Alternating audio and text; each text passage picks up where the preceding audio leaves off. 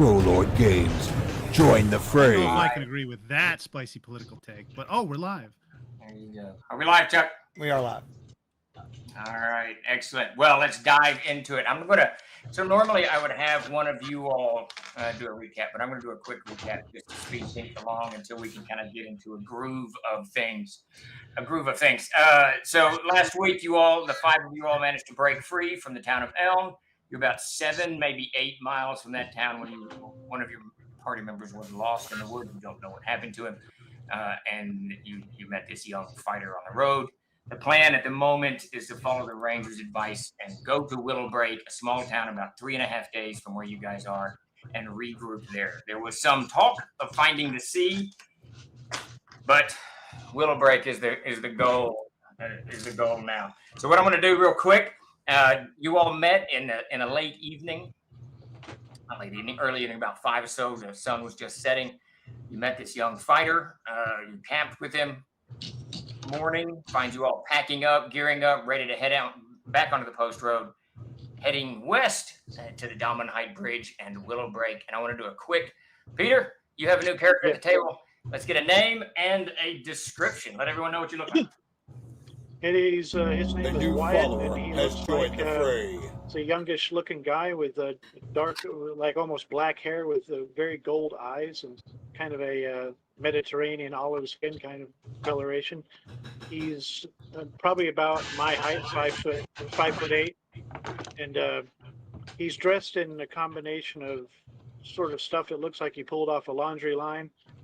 He's got a like a padded surcoat on, but over that is a bronze breastplate. And the only weapons you really, except for one really large haversack, the only weapons you really see are a bastard sword and a short sword hanging at his sides. Excellent. All right, Grace, what does Ren look like? Well, Ren is a human monk. She's dressed in kind of like loose clothing. Her head is completely shaved. She has these big, bright, like green eyes, and a sash with a string of like bottles kind of strapped to her waist. A famous bottle. Jonic, what does Jonic look like?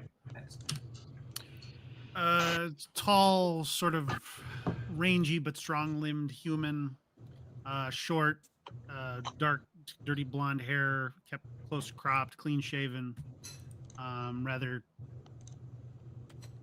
dressed in studded leather armor, rather loping and unintelligent seeming in bearing.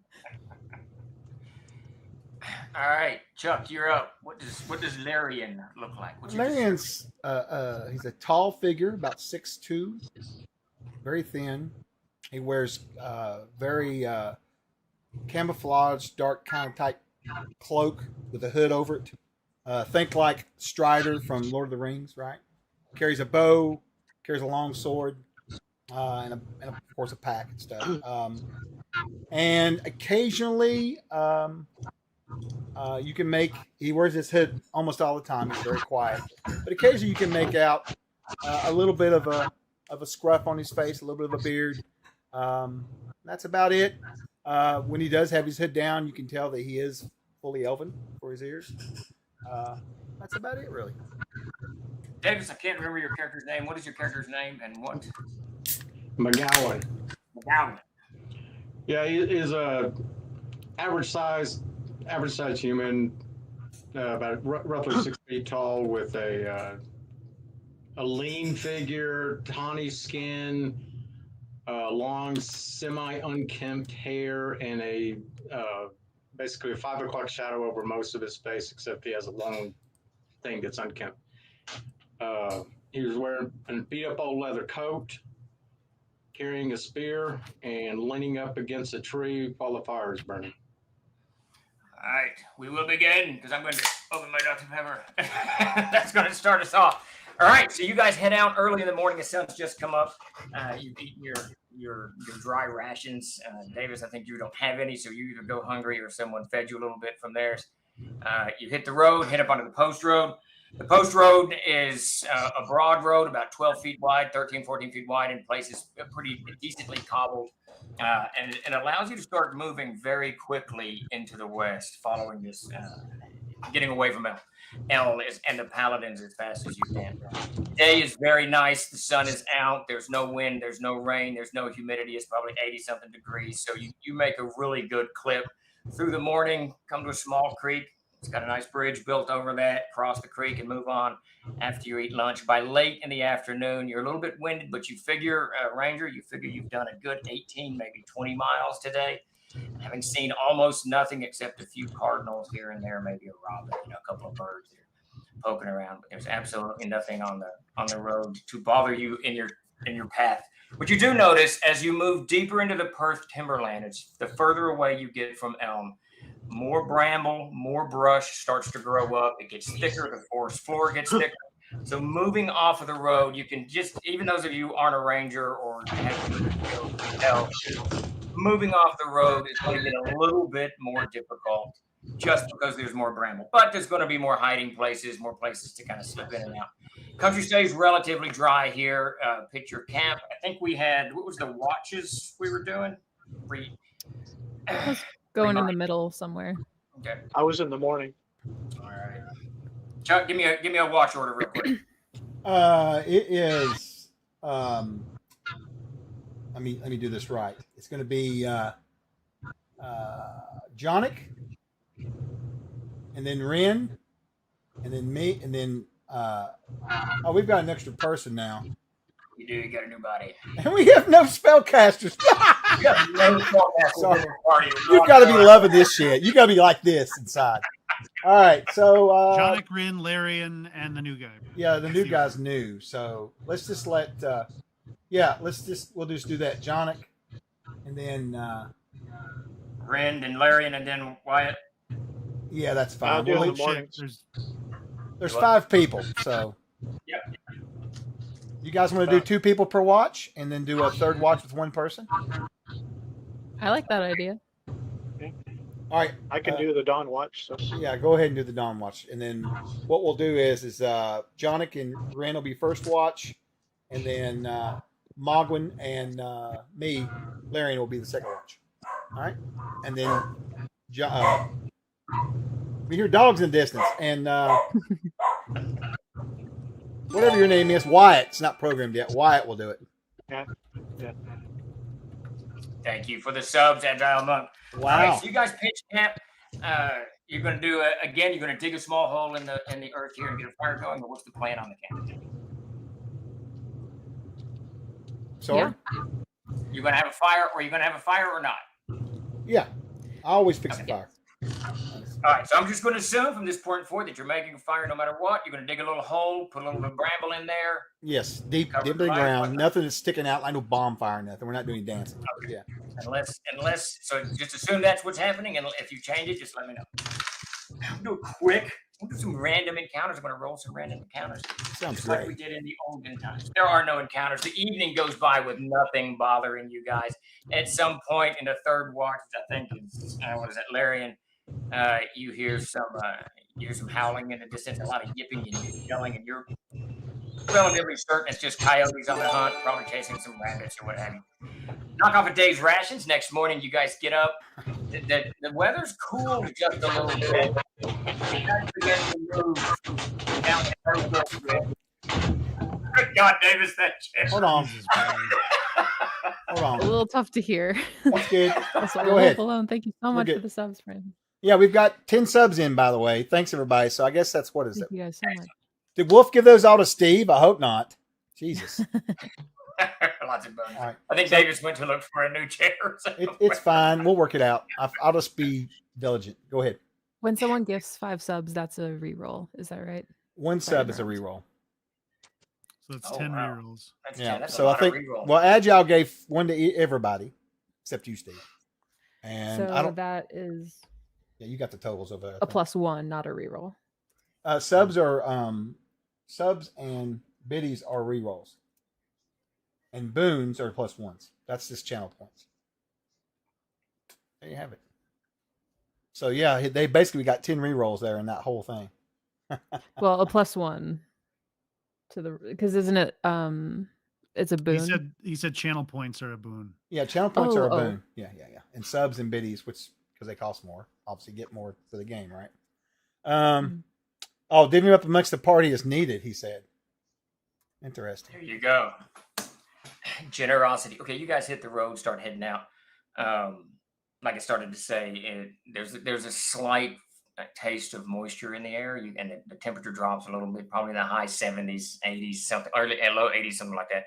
You guys make another good trek. The only thing that kind of breaks up your day's march this day, somewhere a little bit after your noon break, again, the brambles getting thicker, everything's getting a little bit thicker, and the road itself is beginning to show a little bit of the forest closing in on it. You can see the gutters on either side of the road with a little bit of brush in it here and there, and occasional little sapling sticking out, deeper grass, whatnot. And the cobbles are getting a little bit broken up. You might stub your toe once in a while, you're not paying attention.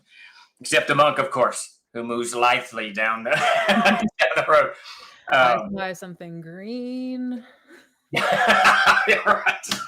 Everything's green. Everything's green. Look at this. Somewhere around 1 or so, early in the afternoon, you're moving along. Jeremy, you spot it first. Off to the right from the road, you just see this the land here is pretty flat, trees, brush all over the place, but you spot off to the right of the road, this just mound of stones just kind of heaped. It's probably about 12 feet deep, and it's sprawled out. It's partially covered in grass, a couple of saplings. It just draws your eye to it. Looks very unusual where you are. Chuck, I think Davis has swapped chairs, so you can unmute him to see if the new chair No worries. does a little better. Davis, move real quick. All right. We good? Well, All right, good deal. sure. Yeah. I will be muting him from time to time because the gain sometimes overcomes your voice, just so you know. Okay. All right. Just so everybody knows, we've got to fix the gain on Davis's computer, and we need a Microsoft account or some shit. I don't know, whatever. But all right. So, Jeremy, you spot this pile of stones. Did you do anything? You even alert? I'll make note of it. I'll point it out. I'll be like, what? I know giants throw rocks, right? Those look like rocks a giant could have. They're Easily, yeah. okay. What in all creation could have made a big stack of stones like that? Let's go find out. Ren's gonna run over to it. You Go were look As at you're it. running, well, no, wait a minute, wait. But you're already gone. I'm like, damn it. I very gingerly creep into the brush. How far is it from the road? Probably about 50 feet, 60 feet. Oh, that's fine. That's Yeah, fine. not too far. All right, Ren, you move pretty easily, definitely through this brush, this tree lining up with a pile of stones. Is anyone following her, or the rest of y'all just staying on the road? I'll stand on the road. I'll lean against my spear, standing, and I'll just stand on the road. And I'll look up and down and just look their direction, see what they're just watching them. Just Okay. glancing over at them. Peter, you staying on the road or following? I'm going to go about halfway the distance between the road and where they're at, and kind of just keep an eye on things around. Okay, Chuck. Yeah, I'm standing there next to McGowan. McGowan. Thank you. I got my list of names. McGowan. It's right there in front of me. Yeah, I'm just going to stand there with him. Grace, check when you get a second. I sent you a message, but not right now. Go ahead, Steve. It's whatever. Ren, you get to the stones relatively. It takes you just a few seconds to get over to there, and it doesn't take you but a moment to realize they're large square stones that look just like the cobbles that you're walking on. About the time you make that kind of realization, Jonik comes up behind you, and you too, Jonik, realize these are the same stones. They look like they probably were stacked at some point, but some of the ones on the lower have just sunk into the earth a good 8 inches or so. Some have cracked and broken, and of course, erosion and weathering. See, your masonry subcontractor is supposed to clear all this stuff off the That's site. right. Are these just like caked in moss, or? Yeah, well, there's a little bit of moss in there, but it's a lot. You can tell where the flotsam of the forest is gathered, leaves are piled up, and over the years packed, and there's enough soil that allows little grasses to grow and a sapling, which has just chewed up some of the stones. Some of it's in decent shape, and you could surmise that in the center of this large heap is probably some pretty decent stone. It's just I don't know anything about rocks, so they just look like carved rocks to me. Yeah. I mean, Ren is going to try to like push to see what's like in the middle. It does not move even marginally. I'm gonna glance over at Peter and Davis and just go. Yeah. I look at Lauren and I ask Lauren, how far are we from Willowbreak? About at least 2 more days. 2 more days worth of travel. Not long. Hopefully, we can keep her out of trouble long enough to make it there. I'll say that quietly. I whispered that. What are they looking at anyway? A big pile of stones. Rocks. No, I'm asking Lauren. Yeah, Larian. Yeah. Lauren. Those unusually shaped natural stones over there. Huh. What do you guys see? Give me a hand with Nothing. this. I was just. Grace, give me a strength check. I guess I'm strong. I guess I'll help. All right. So add Jonik's strength bonus to your roll. Actually, I don't think I need it. That is a natural 20. Woo! You Awesome. push, you brace yourself. You can feel just the adrenaline pumps through your body. You just brace yourself against this mountain of stone, and it doesn't move a lick. Damn it. It just is sitting there. Why did you ask for a check then? Just so she could roll a check. She rolled a natural 20. What a way to begin the day. Is that wrong? Well, I guess we'll never know. That's kind of neat, I guess. I don't know. Anyway, It looks I cool. will go It's back. like Y'all over there. cobblestones, What are yeah. you guys doing? Nothing. I've been compelled to be more adventurous, so I'm checking this out. It just looked like there might be something, like, I don't know. It looks like there could be something underneath. I was just trying to check. I tromp over there. Okay. And I look at it. So it's a pile of rocks, like just a big cubes pile of of rocks. How stone. tall is it? They're all cut rocks, and they're stacked. They look like they were stacked at one point, and time has just played its hand. How tall is it? About 12 feet in the center, but the edges have kind of fallen Holy off. Yeah, and they're definitely the cobbles, the same cut and type of stone that you're walking on the post road. All right, so I climb up to the top. Okay. You can see Follow. pretty decently. Both of you get up there, you can see pretty decently. On the other side, you actually can see a shallow ditch that's kind of grown in. There's a lot of, it looks very unnatural. Both of you can tell it looks like a sunken grave or what have you. Shallow ditch, a little bit of bramble in it, whatnot. Beyond that, not too much. It looks like this was probably trampled once long ago, but the forest has reclaimed whatever was going on here. Well, that's pretty neat. Anyway, we should go. I guess so. Thanks for the micro adventure. And she'll hop off the stones and Wait, I like the shallow ditch. Can I tell what it was? I go down to the shallow ditch and just tramp in it. Stomp it. It's pretty solid, but you can tell that probably something was either buried here or it was dug out at some point and used for something. Ren, hold on for a second. What? Do you have find a something? shovel? Do I? Do you have a shovel? I don't, but I have my hook sword. I would say that every game we've played in this is just the third, but you've always needed a shovel. Yes, we have. Yeah, we have a shovel. We do. Okay. Well, I start like moving stuff around in the thing, and then I'll pull out my falcata and just like start. I join him with my hook sword, and I'm hacking away at stuff and like using the hook part to like. I'm just like on the lip of the pit, looking down, like the whatever, looking down. I'm like, I don't know if this is the best use of our time. Steven, It's probably only about a foot deep or so. Yeah. You start digging around, as Jonik says that. You can tell, Davis, the grass here is much greener. It's a little bit more fertile than it is in in the surrounding area. You dig a little bit, you don't really turn up anything except start turning up seeds here and there, a little bit of bone, old bone, animal bone. Looks like it's been chewed. Hold on, Jonik. I think I have something. I'm gonna. Ren, do you see all these seeds? Yeah, old seeds, petrified seeds. A little bit of wood in there, a little bit of just chunks of stuff. I'm gonna back across the road, Very- Steve, into the forest edge. Pull out Okay. my bow, and I'm just gonna guard. Just be observant. Maybe someone left something of value here. I don't have any money. I started digging up just a little bit more. Well, I tell you what, there may be some gardener in the next town who's really hard up for a specific seed. You could just bring him all of these, and maybe you could get some silver pennies. Or I could just kill him and take his donkey. Yeah, you could do that. Let's go that route. I dig around for about 10 more minutes. I'm looking for any of them in particular. The grass is really green here too. I'll help. Yeah, you guys dig around. You really don't find anything of any value, in those 10 minutes. Other Any than cool shaped bones? a little bit, all the bones. What little bones you find are just bare fragments of stuff, and it's clearly been chewed. As if it's passed. They're making through. a lot of noise doing this, right? No, not really. They're just digging in the loamy earth of the Perth timberland. So they're just quietly digging away. Two young archaeologists. Yeah. I'll start doing that buzzy thing with a blade of grass to kill the time. I pull out my trial. I'm just like. A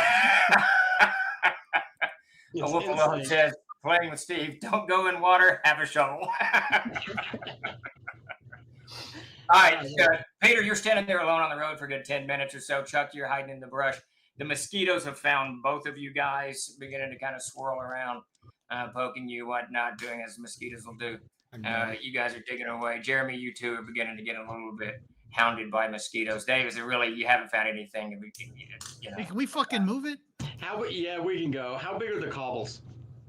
About a foot by a foot by a foot, give or take. Okay. It's too big. You want to take a cobble? I was going to sell a cobble. Repair the post road. All right. Ren is gonna hop out of the ditch and to John and be like, "You never know, a swing and a miss." You never know. You never know. All right. So you guys move back to the road and start heading on down the road. Westerly. Rest of the afternoon goes by with nothing bothering you. Get a little bit of rain sometime around 2 or so, but it only lasts maybe 15, 20 minutes. Very, very light drizzle, giving you an indication of the fall to come. Pitch a camp on this second day, knock off another day's rations, and you saw nothing except a couple of deer and the strange piles of cobbles. Air's getting a little bit more moist. The forest is getting here, though the trees stayed the same, but there's a lot of bramble, a lot of thickets now, a lot of briars and whatnot, kind of hemming you in on the post road. Are we heading west or south at this point? We're heading almost due west, I believe. Yeah. We're going to the river, right? Yes. We're going to a town, I think. Willow Break. Yes. The ranger figures it's from Elm to the bridge. It's about a 3-day tramp, and then another half day, give or take, to Willow Break. This was day 2. This is day 2. All right. On the third day, you guys set off. Nothing bothers you guys at night. On the third day, you all tramp off through the woods. Somewhere around mid-morning, you see this old, clearly abandoned structure made of stone. It's got no roof. It's on the left side of the road. It's got a door, remnants of a chimney. It looks like it's been burned down at one point. It's like 15 feet, 20 feet off the road. Even the path that led to it, barely used. A little bit, but not so much. Investigate or keep moving on. Sure. I go in. I open the door. There's no door when you get in there. You can you move down the path. You can kind of tell that somebody's been coming and going at some point. The grass is just it's got that little bit of trample on it. It's still a little bit springy, but definitely some creatures have been walking back and forth. When you poke into it, it's a single room cabin, stone walls, roof's burned out, all the windows burned out, everything's burned out. A little bit of debris and rubble on the dirt floor, but where the fireplace was, in front of the fireplace is a fire pit, maybe a quarter of a rick of wood piled in a heap over there, and signs of clear camping within. You'd have to range it, but at some point in the last few weeks, someone's camping. I want to check around and see if I can tell how long it's been since someone's occupied this place. Used the fire, tracks out in front of the doors, that kind of thing. Give me a track check. While he's doing that, I'll spend like 5 minutes picking through the ash and whatever debris is on the floor. Same. Looks like I got I'm sorry, I didn't mean to interrupt you. You done? Do what? What'd you get? I got a 14 prime. Re-roll it. We have like 20 of those right now. That's a good check, I think. I think that's pretty good at my level. No, we have 25 of these things. Re-roll it. You see. I'm not gonna burn them. We'll need them. Chuck determined that some humanoid, probably human, boot prints coming and going. And when you get up to the fireplace, you can see where 2 or 3 people have sat within the last few days. Clearly, you can tell that this is used as just a camp spot for people traveling on hunting or something, or okay, along the side of the road. Okay. Yeah. Okay. I'm walking while they're doing that. I'm just walking around looking for anything. Okay. The only thing you find outside of the building of any interest, Davis, is an obvious latrine area where they've kind of dug out this small ditch and they're using it as a latrine. Okay. Whoever's using this house. Okay. There's like ash and stuff. There's ash in the fireplace for sure. Sticks kind of stuck into it where people were probably cooking meat or marshmallows, maybe. Who knows? I don't know what they're. Ye old marshmallows. They've Ren mastered takes her gelatin. finger and she draws like a little icon of a bird, and then was here below that, and then draws a couple dicks. And then I think she's gonna take some of the ash and brush it into a second one of her bottles. Just draw some frowny faces. What did you have in the other bottle? Was it wolf? It was wolf poop and water That's right. mixed into a paste, and then she has one bottle with grease in it and one bottle with oil in it. All right, excellent. A small menagerie of chemicals? Can you have a menagerie of chemicals? I don't think so. Quite call them Flash chemicals. did.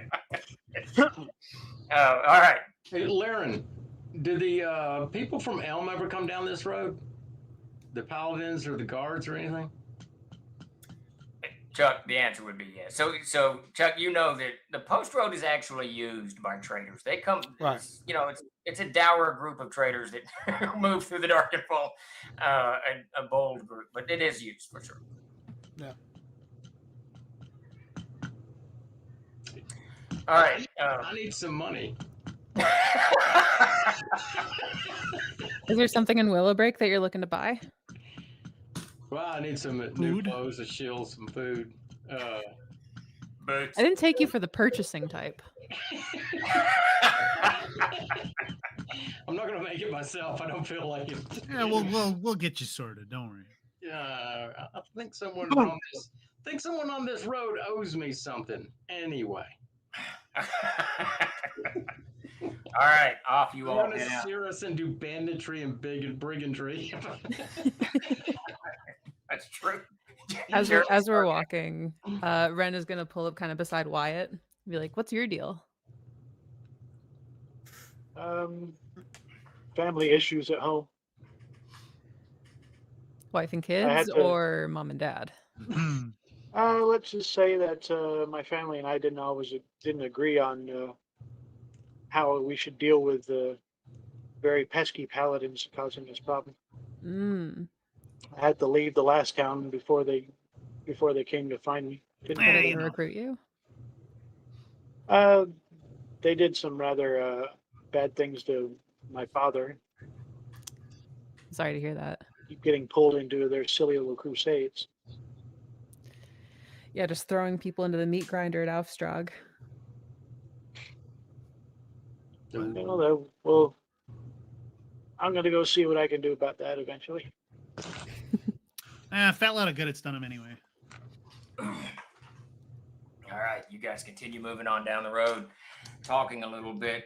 Forest gets a little bit darker, a little bit thicker, and somewhere around mid-afternoon, just this smell of water in the air begins to permeate everything. Chuck, you hear it first. You can hear the river in the distance. It's moving at a slow. There's no massive, torrent of water in front of you. You can hear the river just kind of tumbling along its course.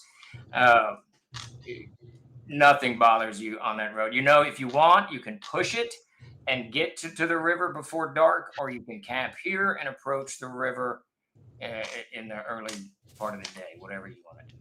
Let's go to the river. Aren't animals going to go to the river?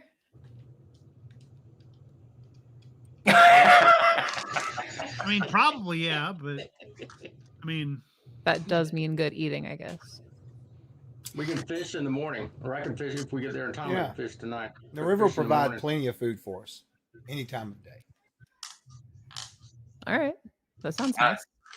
All right, you guys push on. Chuck, I assume that you want to set up a little more brisk of a pace Yes. to get to. All right, so you guys you pick it up and Yeah, start I can moving. jog it. And start moving pretty quick, and you get to the river far faster than you thought you would, Chuck. Probably about 4 in the afternoon. So you got a couple hours of daylight left. First thing you notice as you wind down the post road here, it kind of takes a sharp jolt, and you can see the river in front of you. It's about 140 feet wide where you're looking at, and you see this large stone bridge arc up and over the what is this? The Denau River, right? Yeah, over the Powder. It's the It's a Denau. powder.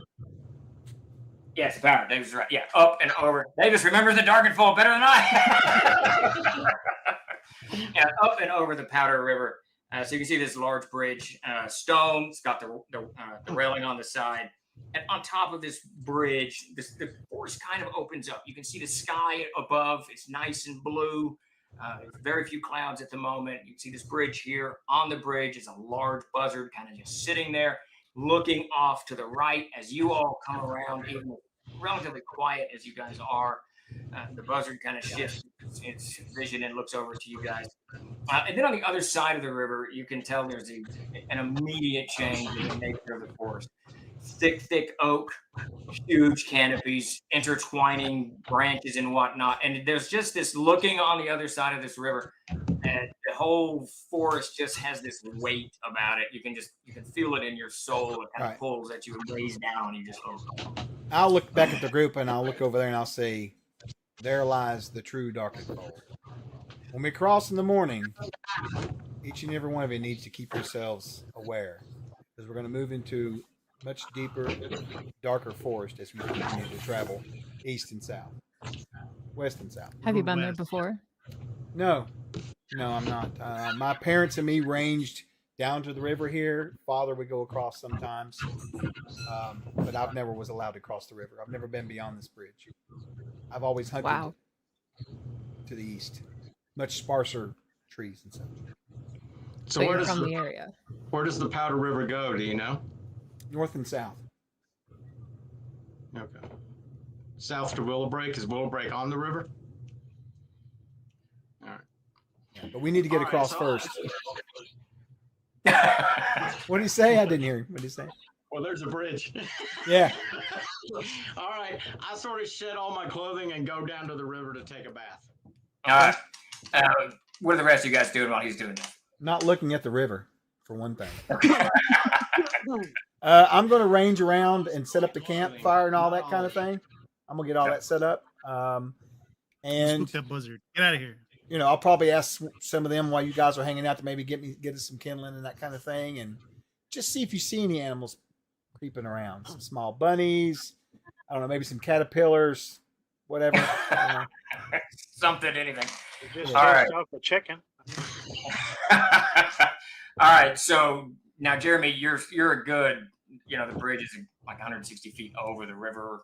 So you're probably about 80, 90 feet from the buzzard itself. You go up on the bridge to scare it, or you just, Unless there's something obviously wrong, yeah. Okay, yeah, no, there's nothing. You just see a buzzard sitting there. It's just a buzzard. Yeah. All right, Oh, so you go I on the bridge. neglected to mention there's 48 orcs. So Yeah. foolish you should have asked if you saw orcs. They're hiding behind the shadow of Yeah, the yeah, buzzard. Sorry, so you move up onto the bridge. It's an ominous warning. That's all that it is. You move up. If you're moving up onto the bridge, Davis, you head down to the bank. The buzzard is very reluctant to move. It hops a little bit. When you get within about 60, 70 feet of it, it's obviously watching you, and it kind of hops away from you. But, it spreads its wings a little bit and then folds them back down, hops a little bit. But it's really reluctant to go. Even as you're kind of cognating that, Davis, you get down to the bank of the river there, fix and dive in, and you see on the other side. Go ahead. Oh, do I notice it doing that while he's? No, at your angle, you're down by at your angle, you can't see it. So the river in front of you, and Jeremy, you see this clearly too. The river in front of you is very slow moving. It's clearly deep here. You just there's almost no current, and you can see just by the shade of the river that it's relatively deep. But swimming it probably wouldn't be terribly difficult if you're capable of swimming. But Davis, that's not what concerns you immediately. You see on the other side of the river, there's this. So immediately the darkened fold picks up, right? And you can see there's a break in the trees. You can see there's probably some kind of trail or something immediately on the other side of this bridge. And over there, there's some kind of figure leaning against a tree. You can't quite make out what it is because clearly sitting on the ground, back to the tree. You can see a hat and maybe some kind of, maybe a leather shirt, maybe not, maybe a cloak. Too hot for a cloak, so you can't quite make it out. So I can or cannot see that. You don't see it yet. Okay. I haven't undressed yet. I take it. Yeah, you were unbuckling your arm. Yeah. And then I stopped for a second. I looked to see where the rest of the party, just glanced to see where everyone else is. You don't see your three companions, but you see Jonic moving on the road, waving his hands, trying to spook the bird. And I go, Jonic, stop! Look over there. And I'm gonna look up up to the edge of the. Is there like a rail to the bridge, or is it just? Yeah. It's very short. It's probably a foot high, but there's definitely a rail there. Okay, I come down onto the bank. All right, so the three of you can hear this. You hear, what did McAaron say? McGowan. Whatever it. But what is it? McGowan? McGowan. Like Rose McGowan. I'll just change it to comedy. Yeah, actually. How's that sound? Change it to Bill. Yeah, there you go. You're just Davis. I think MacGyver's a cool name. So whatever. MacGyver. I just wrote a C down. I don't know why I did that. One of my GM's tricks of the trade says, always make your notes legible, and I never make them legible. It's never. All right, so Jonic, you move up, and you can see what McGowan is seeing, but you can see it a little bit better. It's a human, and he's leaning up against this tree. He's very disheveled. His head's kind of over in front of him, and you can see flies buzzing around him and whatnot. And there's clearly two arrows stuck into this guy. One kind of hanging off at an angle. But he's not. Is he moving at all, or is he just? If he's breathing, you can't tell, but he's not like twitching or hadn't moved his head yet. So I'll just say, "Oh shit! I think that's a dead guy."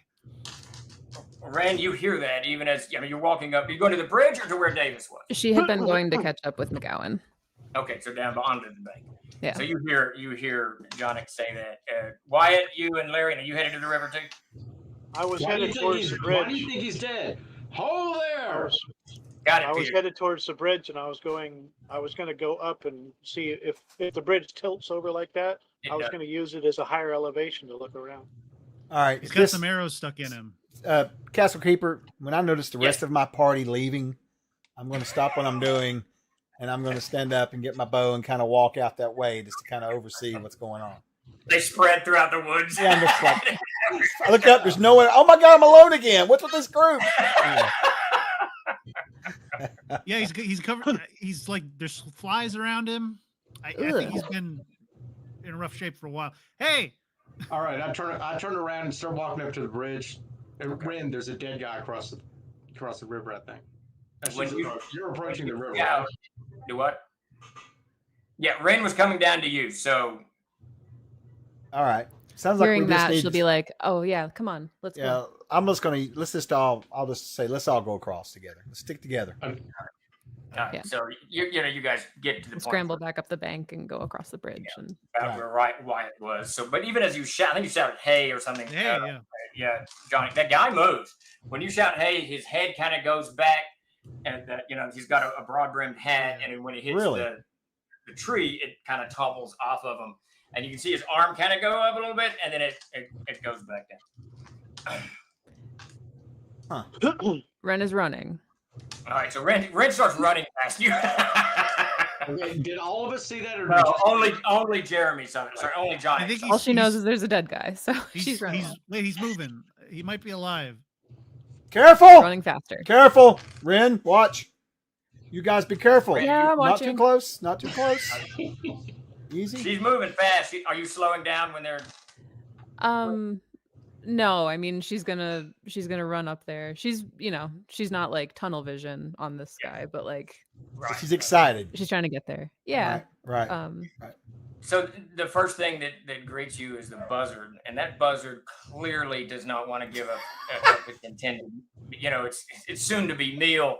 But when you're like 10 feet from it, it finally leaps into the air and this waft of stench just rolls across his carrying stench. Ooh. And he very slowly flies up and into the tree. And at that point, you hear a bunch of crows start cawing, and they start coming down off from the right side of the road, kind of hopping onto branches and whatnot to see if they can't get a bite to eat. But clearly, you run past all of these, ignoring all of the birds, the avians, and the darkenful. Are the rest of you guys following at a brisk pace, running, whatever? Because she's moving quick. as she takes off, okay, as soon as she's like passes in front of whoever, me or Jeremy, I take off at a jog, not keeping pace, but a jog right behind, and I'm looking either direction to either side, up and down the river or up the road where it crosses or whatever, scanning to see if I see anything else. No, you don't. You don't see anything other than the buzzard. And your barbarian kind of senses tell you that with these crows and the buzzard is close, probably nothing, in the immediate vicinity. Yeah. I guess I'll trot around the bridge toward him. I'm not going to get more than probably 60, closer than like 60 feet, and I'm gonna knock an arrow just in case he's like a living corpse or something. Got it. All right. So the party, Ren, you're going right up to him. Is that correct? Sword in hand. Okay. Yeah. All right. So you get up to him, and by the time you get to him, he's probably about 40 feet off of the post road. The first thing, I'm going to do a general description so you guys can know what's going on. As you come off of the bridge, you can see the road just kind of snaking away and into the darkenfold. And indeed, you're in the darkenfold now. It's closing in on the road.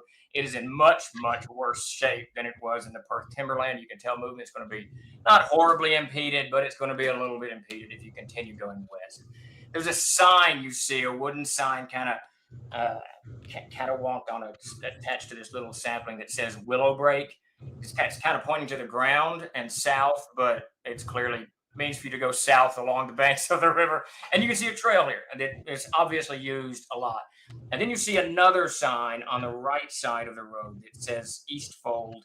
And that one's got a couple of arrows stuck into it. It's older, it's burned a little bit, and you can vaguely see a rough trail. And it could be a trail, it could just be a wash or something, but it looks like you might be able to go north up the bank of the Powder River to this, whatever the hell Eastfold is. Okay, all right. So, and the man is like 40 feet off to the right, to the left, south, on the way to Willowbreak, right kind of on the corner of the Willowbreak Trail and the post road, leaning up against this oak tree, heavy canopy, and you can see him, and he's got leather pants on, a heavy linen shirt, a vest on top of that, a coat on top of that, some kind of short sword or maybe a long sword. You can see the pommel sticking out, and he's got 2 arrows stuck in him. Both of them are on his left side. One is very, very deep and rigidly sticking up at an angle. And the other one is kind of hanging loose a little bit and down. And off of that loose one, you can see this black blood has just run the length of the shaft. It kind of soaked into the feathers there, the fletching, and dripping off. And his left hand kind of moving a little bit. It's got that kind of blackish blood. Gives you the idea that he was maybe trying to pull this arrow out at some point. But he looks at you, Ren, as you kind of approach up. His eyes widen up. Human, young guy, probably in his young 20s, 22, 25, something like that. Hey, you're going to be fine.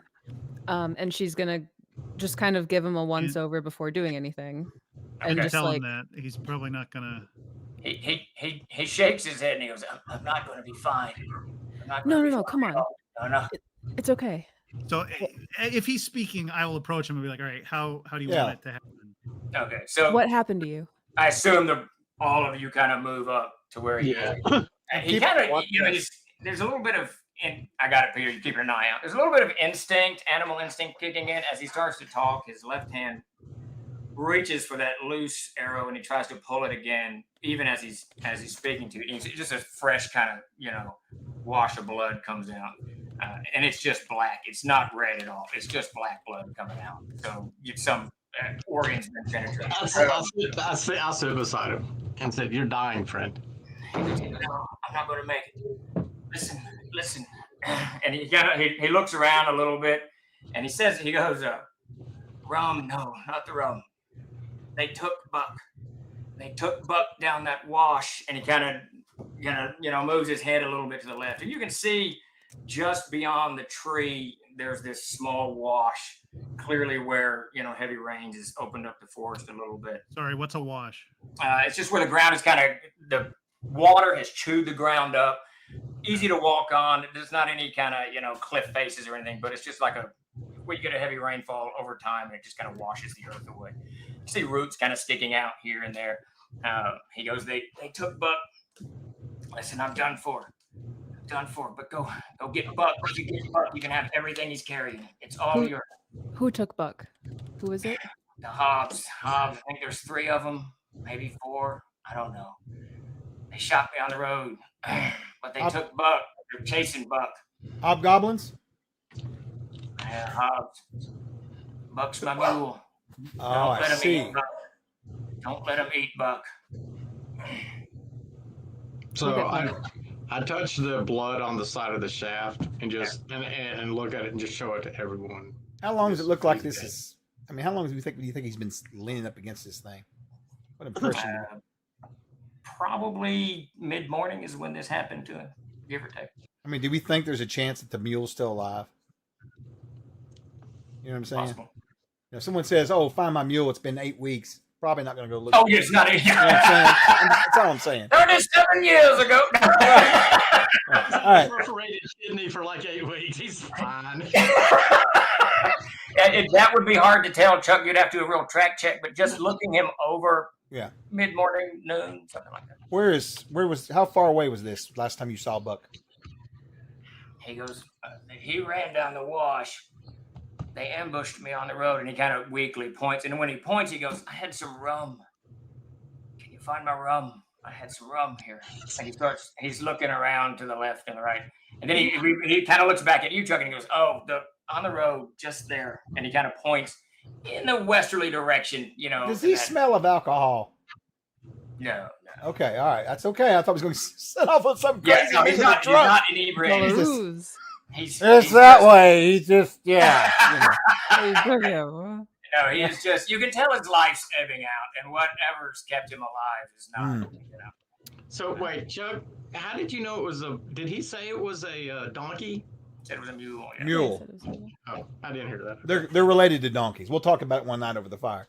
Anyway, so does he look like Steve? Just by looking him over, I'm wanting to ascertain just how close to death he is. Is this something we could try to help him, or is he just screwed? And you might be able to help. You can try. You can absolutely try. You're not experienced enough, and you don't have a cleric. You don't have anyone with medical experience. But he's not pouring out blood or whatever. No, he's not. Okay, He's heavily poisoned, though. Laren, no. See, there's the blood that's black. It's a perforated kidney, lower intestine, or something like that. There's nothing you can do. Infection's already in. Okay. He looks at the barbarian. He goes, "No, the arrows are barbed. I tried to pull it. I've ripped it. I'm done. Oh. Done." Yeah, you're right. And then he looks over at you. Do what? I lean forward and look on his backside. Did the arrows come through? No, it did not. You say they're barbed? He's doubly fucked. I'm sorry. We will do our best to find your mule, and I'll just turn and walk away from him and walk over and start looking around. Okay.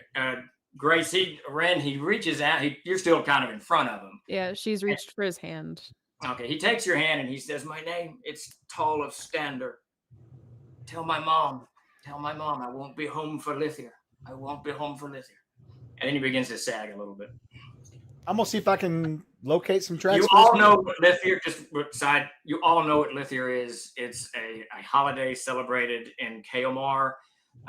It's kind of celebrates hope, wealth, and what promises, the future may bring and whatnot. I hate Kaomar. Yeah.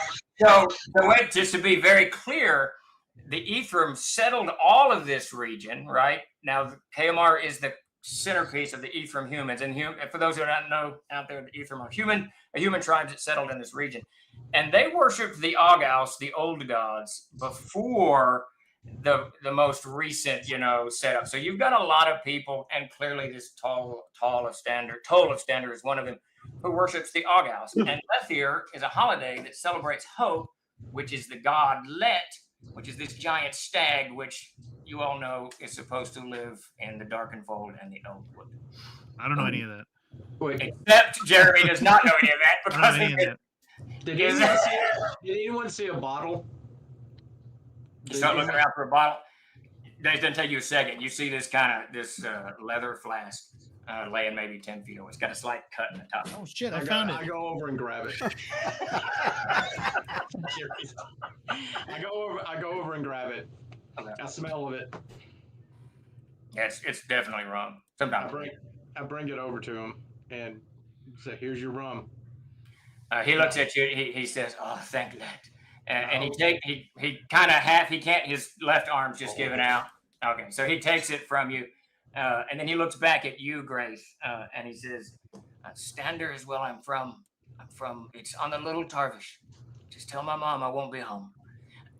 And then he takes a drink of that rum, and you can see his whole body. As soon as he drinks the rum, his whole body kind of sags. He smiles just a little bit, coughs, and then he lowers the rum to the ground, and he settles into his last moments.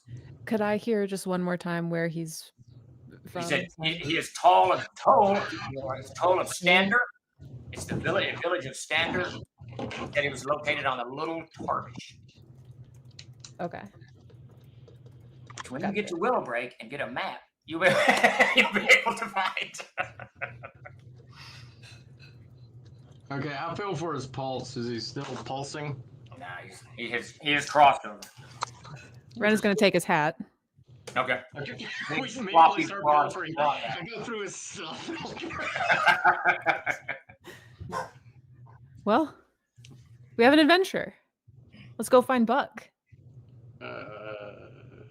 I pulled out a sword. Is it any good? It's decent. It hasn't seen much use. He didn't even get it out of the scabbard when he was shot. I take his belt and his sword. Larian, can you see where, can you track out where this all occurred? Where he was shot to? Yeah, it's gonna take me a few minutes, but I'm gonna walk around and see what I can find for tracks. Are you going to move, Chuck? You're going to move back up on the road and try to track the whole thing, or are you just going to kind of look for the mule? Yeah, I'm not concerned. I mean, clearly, so I'm gonna look for the mule, and Okay. I'm also looking to see if I see any tracks for any hobs around. All right, give me a track check on it. All right. How many re-rolls do you guys got? Like 25? Yeah, Grace, 25. give us a countdown of what we got, because I got one Yeah. from Cynthia a while ago too. So Jeremy has 5. Grace has 6. Chuck has 6. Peter has 5. Davis has 3. And Steve has 3. how many Those plus are one? re-rolls. Yeah, how many plus ones do we have? Everyone has 1 except for Davis, who has 2. All right, then. Davis, glad you heard that. All right. Okay. Chuck, hold on. Before you make your roll, Chuck, hold on.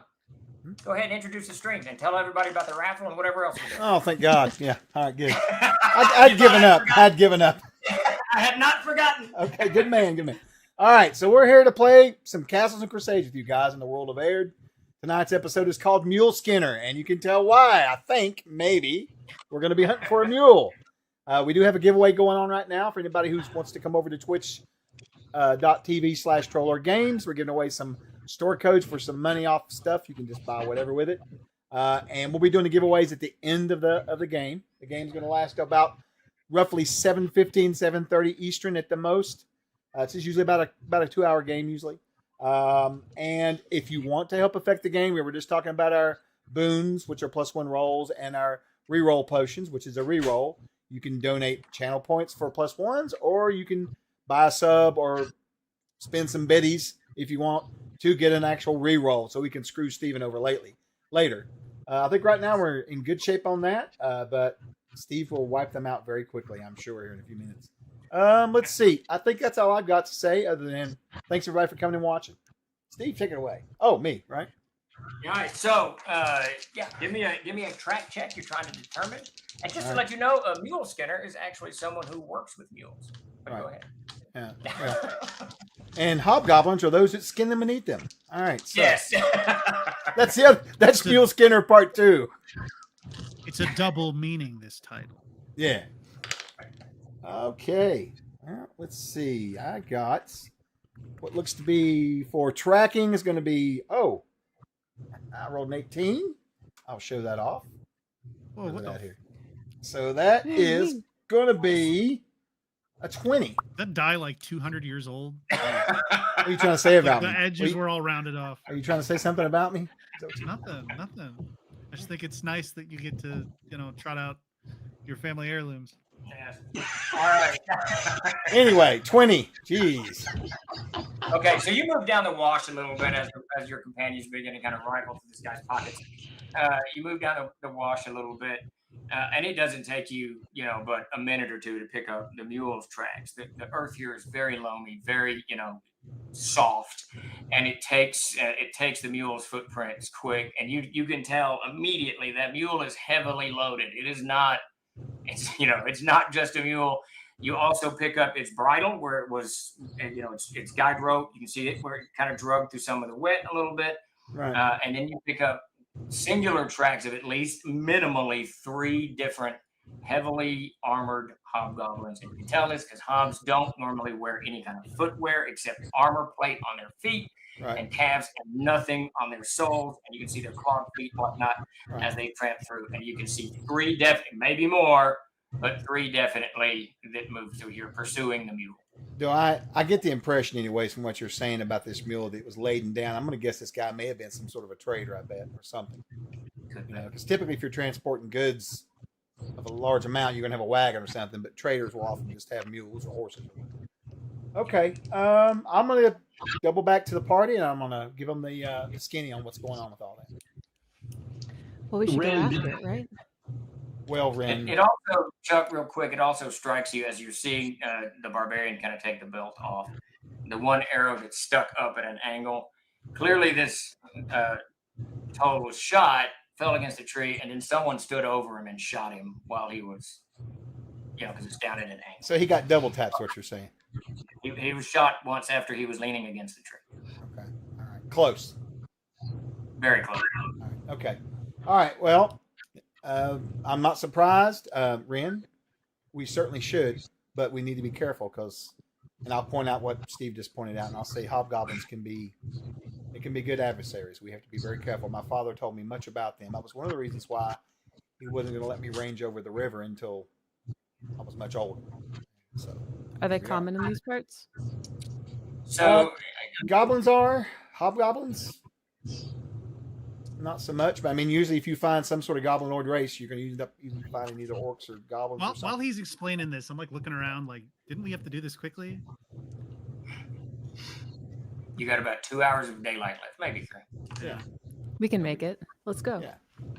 I mean, it's on the way. So here's the thing: That's we're either going to come across a dead mule carcass, or it'll be at the town, or it'll be beyond the town. So it's in the same direction. no, it's not. It's heading. Yeah, The town is south. It's heading west. it's heading west and south, yeah. So the If we post would've- road goes due west, Right. the Willowbank Trail goes almost due south, and this kind of goes Into a the little forest. bit, into the forest. All right. What do you guys think? Can you track it at dusk? I can track it until we get. I can track it up to dusk and into dusk because I am an elf. But At dark, that'll be it. Do you guys really want to go after this mule? Yes. Are you kidding? If we get a mule, then we have a mule. Not to mention And everything you- it's carrying. But you got to feed a mule. And if you needed stuff, there is stuff attached to the mule. That's true. Exactly. Wyatt, Come on, let's hurry. what's your feelings on it? Who wants the rum? Where's my rum? Who wants the rum? Yeah, if there's any rum to be found, I'll grab it and snatch it up. So you know. But anyway, what do you think, Wyatt? Like I said, it's on the way, and it seems to be something very practical for members of our party who are probably not as well equipped. We've got 3 hours. We've got 3 hours of daylight left. Going after the mule will probably set us back at least an hour, just with the differentiation of the trail and everything. All right, Larian, That's let's all go. right. Let's go as fast as we can. We'll just make it quick. So, Steve, I guess we're all gonna move through the forest as fast as we can. I will try to lead the way, looking for game trails and what I can to expedite the process. We have to have a choice here, though. There are hobgoblins present. Are we wanting to find this mule quickly and not safely, or a little safe and a little quieter, a little slower? A little slower Okay. and quieter. So I'm going to range out probably about 50 feet or so, 60 feet, Steve, and I'm going to try to do an advanced search for tracks as we go along so that I can tell if we're getting close or not to whatever. Just so Okay. we can not have some sort of surprised, happening. All right. I'm going to say 30 feet off to Larian's right, just behind him. Before you all describe all that, I want you guys to give everyone out there a quick description of your characters, and then I'll give you a description of what you're going into, and you can give me a rough marching order. Okay. And I'll throw the map Grace, back up let's start again with in you. just a second. Go ahead. Grace, what does your character look like? Sorry. Did we already do this? Did we already do this? Yeah, We did that at the We start. Yeah, did we at the did that beginning. earlier. All right, good deal. We can do it again. My character looks the same, but she has a hat on now. You know what? Actually, I do need you to do. I'm going to describe the forest, and then you're going to tell me what you're going to do. So when you look at this wash, the wash starts here right where this man is dead, very shallow, a few inches, and then as it wanders into the woods, it gets deeper up to about, you can tell, probably 4 or 5 feet when you're a good 100 feet into the woods. Trees are kind of growing up onto the side of it. It broadens as it goes deeper. So right here, it's very narrow. By the time you get 100 feet in, it's a good, 8, 9 feet across. But you can tell it's going to be tough to kind of get out of this thing on either side unless you've got some natural climbing abilities. And the roots from the trees and bramble brush, whatever the hell's growing, are sticking out of this earth all over the place. So movement's going to be a little impeded, but not terribly. You can use these roots to climb out if you want, whatnot. But movement, so Davis, if you get off from where your comrades are, you're going to be up and above the wash, if that makes sense. Yeah. So are you going to take all your equipment with you, your backpacks, everything you've got? Are you going to leave your stuff here and go a little lighter, or what are you going to do? I don't have anything. No, I don't think we're going That's to an win. easy one for you, Davis. We don't have a ton of equipment. I think that's okay. Mine's just like a big saddlebag kind of thing. So, Okay. so everyone's he's slung carrying their over his back- shoulder. Yeah, I've always I've just got carried a that stuff. backpack. I've just got a backpack too. I'll just keep it on, I think. Okay. This is always a good question to ask. Like Todd Gray always has large overland backpacks, and he's always slinging them into trees before he goes off chasing something, so he can move fast. All right. So you all tramp off down into it. Give us a real quick description of what you're looking like. I want this time focus on your armor and weapons, so we know how you guys are traveling, and I know what's in your hands. So if something springs out at you, I'm not caught off guard. Chuck, we're going to start with you since you're in the lead. All right. I am I'm an elf. I'm pretty much covered up in camouflaged ranging equipment and cloaks and hoods and all that good stuff so I can get camouflage hiding in the forest. I'm a ranger. My name's Larian. I'm very don't talk a ton, and I kind of try to sort of play like a protector's role kind of thing. That's it.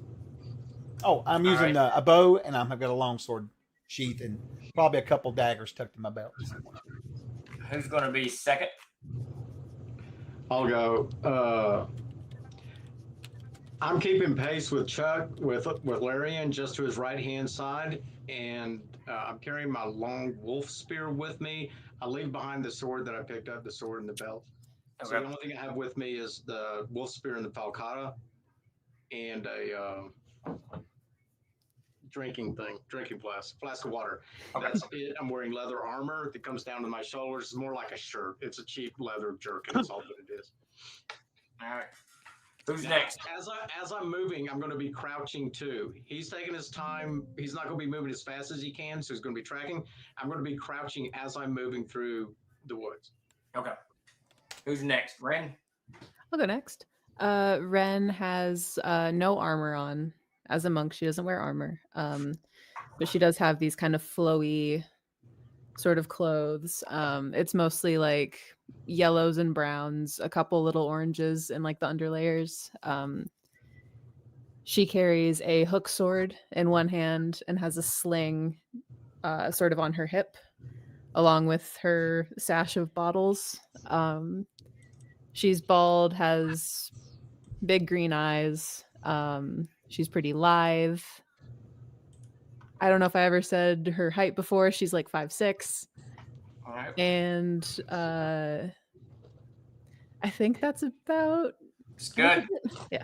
We got it. All right, Jeremy, I guess you're next. Just my equipment, studded leather armor, short bow in hand, arrow nock, or maybe not knocked. I don't know, because you can't really move quickly with that. And then on my hip is a dagger and a broadsword. Wyatt, you're bringing up the rear. Yes. So I've got, my bag hanging out thing. The short sword is sort of stuck in across like the belt in the back, but I've got both hands on the bastard sword, holding onto that and just walking very quickly, like just one of those long loping paces, just keeping up with everybody else. Okay. But I'm also just he's looking very sharp and very intent all of a sudden, just like he's really focused. But what he's dressed in like I said, a lot of the stuff he's wearing, his stuff looked like he got pulled off of a clothing line, but the clothing or the padded armor or the padded gambeson and the breastplate he's wearing look very old. They look like something he probably stole off of a shelf that was in storage or something like that. Wyatt the ragtag is on is bringing up the rear. Well, it looks like the kind of stuff you would grab like you were trying to get away in a really big hurry. And the only thing that looks at least nice is a really long sword that he's carrying. Wolf alone beat me to it. He said he was in the Troll Lord warehouse. I was just about to say, Wolf, you beat me to it. You must be a Troll Lord. All right. All right. So you guys move down. Yeah, I like that. Okay. Yeah, so I'm basically just holding it like this, like quick draw move. Got it. Ready to unsheathe your blade if need be. You move down into this wash. It's pretty dry. It's not rained heavy for a little bit. You had a little bit yesterday, but it's not the torrential that you get in the spring and the fall in this region. So it's been pretty dry. As you tramp down this wash, it's easy going. Seeing the earth is still real soft just because it's so much stuff that's flowed over the years to get down here. But now you immediately pass beyond this initial tree and into this wash, and then you suddenly know you're in the darkened fold. The trees themselves to the left and to the right of this thing are monstrously huge, squat oak trees for the most part, just gnarled bark, telling of a just ancient trees here. Their roots are deep, twisted around one another. And as you pass down this wash, you're kind of avoiding the trees themselves because you're in the wash itself. But you can just feel, it's not so much they're like tree ants or anything, but you can feel this animosity to everything. Just you, to the air around you, to the insects that are flying, whatever. There's just this kind of anger just permeates everything. And God, I hate nature. the bark of these trees is particularly weird and kind of just really deep furrows in the whole mess. You guys keep pushing on down. this wash, it goes relatively easy. Chuck, you're not having a very difficult time tracking. Mhm. Now, the mule was moving in a hurry. You see where it kind of broke through some of the roots. You see a little bit every now and again, some torn cloth, looks like wool maybe. Are we making And then any? I'm sorry. Go ahead. Are we making any time? Are we gaining any time on it? Probably not yet, and that's a little bit difficult to tell. You can give me a check. Give me another check for that. Let's see if you can tell if you're. Question for you. Have I seen any signs of any hobs at all as well? I am looking. Yeah. They're right behind it, on top of it. Oh, 15, 16, 17 prime. So you're Fifteen. within the first few hundred feet or so, you don't think you're getting fast because it was moving quickly, clearly scared, being chased by predators, and you're kind of having to stop and track a little bit. So you're not gaining on it, but you do see these tracks of these hogs, intermingled with this mule, this heavily laden mule as it passed on. You move about a half a mile or so into it, and then Chuck, you smell it first, but you all start smelling a little bit of water all around you. It's just heavy in the air, and the insects start getting pretty loud, are pretty bothersome, and you hear occasional frog kind of making a little bit of noise in the trees in and around you. That kind of crickety, just loud noise that frogs like a wood frog. Yeah. As you close, they stop and then they pick up behind you a little bit. Just Beep, a beep, little beep, bit beep, beep, beep, beep. Okay. All right. So it sounds like we must be either approaching maybe a turn in the river. I'm thinking because I don't remember my dad ever mentioned anything about a body of water over this way. So I'm just speaking I'm thinking this out of my head. Sorry, I'm not saying it out loud. I'm just thinking about it because we can all smell it, right? All right. So anyway, all right. I guess we'll keep moving. I'll keep checking. I just want to see if we're gaining on this thing, The water is circling you. Yeah, I know. I'm just like, they're wanting water so bad they can't stand it. The chat is. They want a river just to rise up and attack through the forest. That demands blood. Yes, blood for the river I'm gonna gods. I'm gonna start warming up my bow. Okay, excellent. All right, kind of getting stretching the string out a little bit. All right, Chuck, What you you said call you're like 30 feet or 60 feet in front of everybody? Yeah, 60. Great. Sorry. I wanted to mention, and then it skipped my mind. Ren has been knocking trees with her hook sword as they've been going through, so that it might be a little bit easier to find our way back the way we came. Okay, so you can do that easily in the first 100 feet or so, but when the wash starts going down, you're going to have to kind of knock roots. All right, does that make sense? Because you're kind of in this very tiny little valley. But that first tree, as you go into Darkfall, when you hit it with your hook sword, you just immediately, you can feel it. That kind of weight is just redoubled on top of it. You can just... She'll stop. And says aloud to herself, man, if we did all of our stuff here, maybe I would have actually learned something. from your monastery. Okay, so Chuck, 60 feet, 30 feet. What did you say? 60. 60 feet. All right. So you're a little bit ahead of everybody. The wash kind of just suddenly gives away and opens up into this flat, open area, and you can see this body of just still water in front of you. It's several hundred feet wide, vanishes into some young growth on the far side, goes off to the north and a little bit to the south. But you've got a good, hundreds of feet in front of you and to the left and right. And in this water, you see a mule standing. It made it 2/3 of the way across, so it's 150 odd feet, something like that, before it got stuck. And you see one hobgoblin just moving its way through the water slowly towards it. See on his back, he's got some kind of heavy fur, some kind of armor underneath that. He's got a blade that he's holding up, just kind of thrown over his shoulder there. Long shock of hair, you can't see his face. You don't see a bow, you don't see any arrows. Got a small iron shield in his hand. Clearly does not see. But you can hear your comrades coming up behind you. He's moving towards the mule a little bit cautious. I'm holding up a fist like, hold on. Davis, you're kinda- next. Do you I'll stop? just kind of point. Yeah, as soon as I notice him holding up his fist, I come to a stop. Now I'm up above the wash. Remember, 30 yards above him towards your Oh, right. I thought you stayed in it. Yeah. Okay.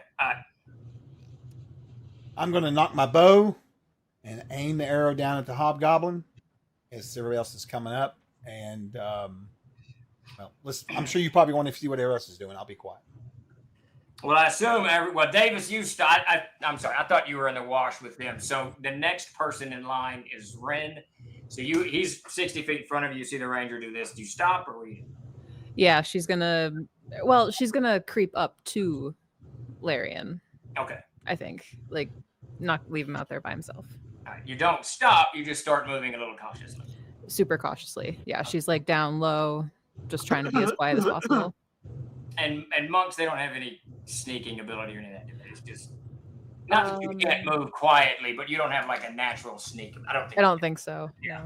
And Jeremy, you're next. You see, Larian's fist up. Do you stop? Ren kind of crouches and starts moving forward. But you going forward? Or are you going to stop? I see everybody acting all spooked, so I guess I'll play along. I don't know what's going on, but Do you keep following Ren or do you stop? Assassin. if I look up the trail, can I see Larian doing this? Absolutely. Okay. Can I move silently up to him? You can. Yeah, you're not. Well, you are a rogue, actually. I am a rogue. That's the one thing I can do, sir. This is the only situation in which you would probably deem it acceptable for me to sneak. Well, you're in a forest. You can sneak. The Darkenfold is like a dungeon. Just think of the Darkenfold as like a dungeon. You can sneak and hide to your heart's content. That's You never have to see or be seen ever again. right. It worked well for the druid last week. What are you gonna do? Do you want me to roll for that or no? All right. Yeah, give me a check on that. Hold on, Chuck. Jeremy, give me a check. So I just want to confirm something. He's going down the. Yep. Ooh.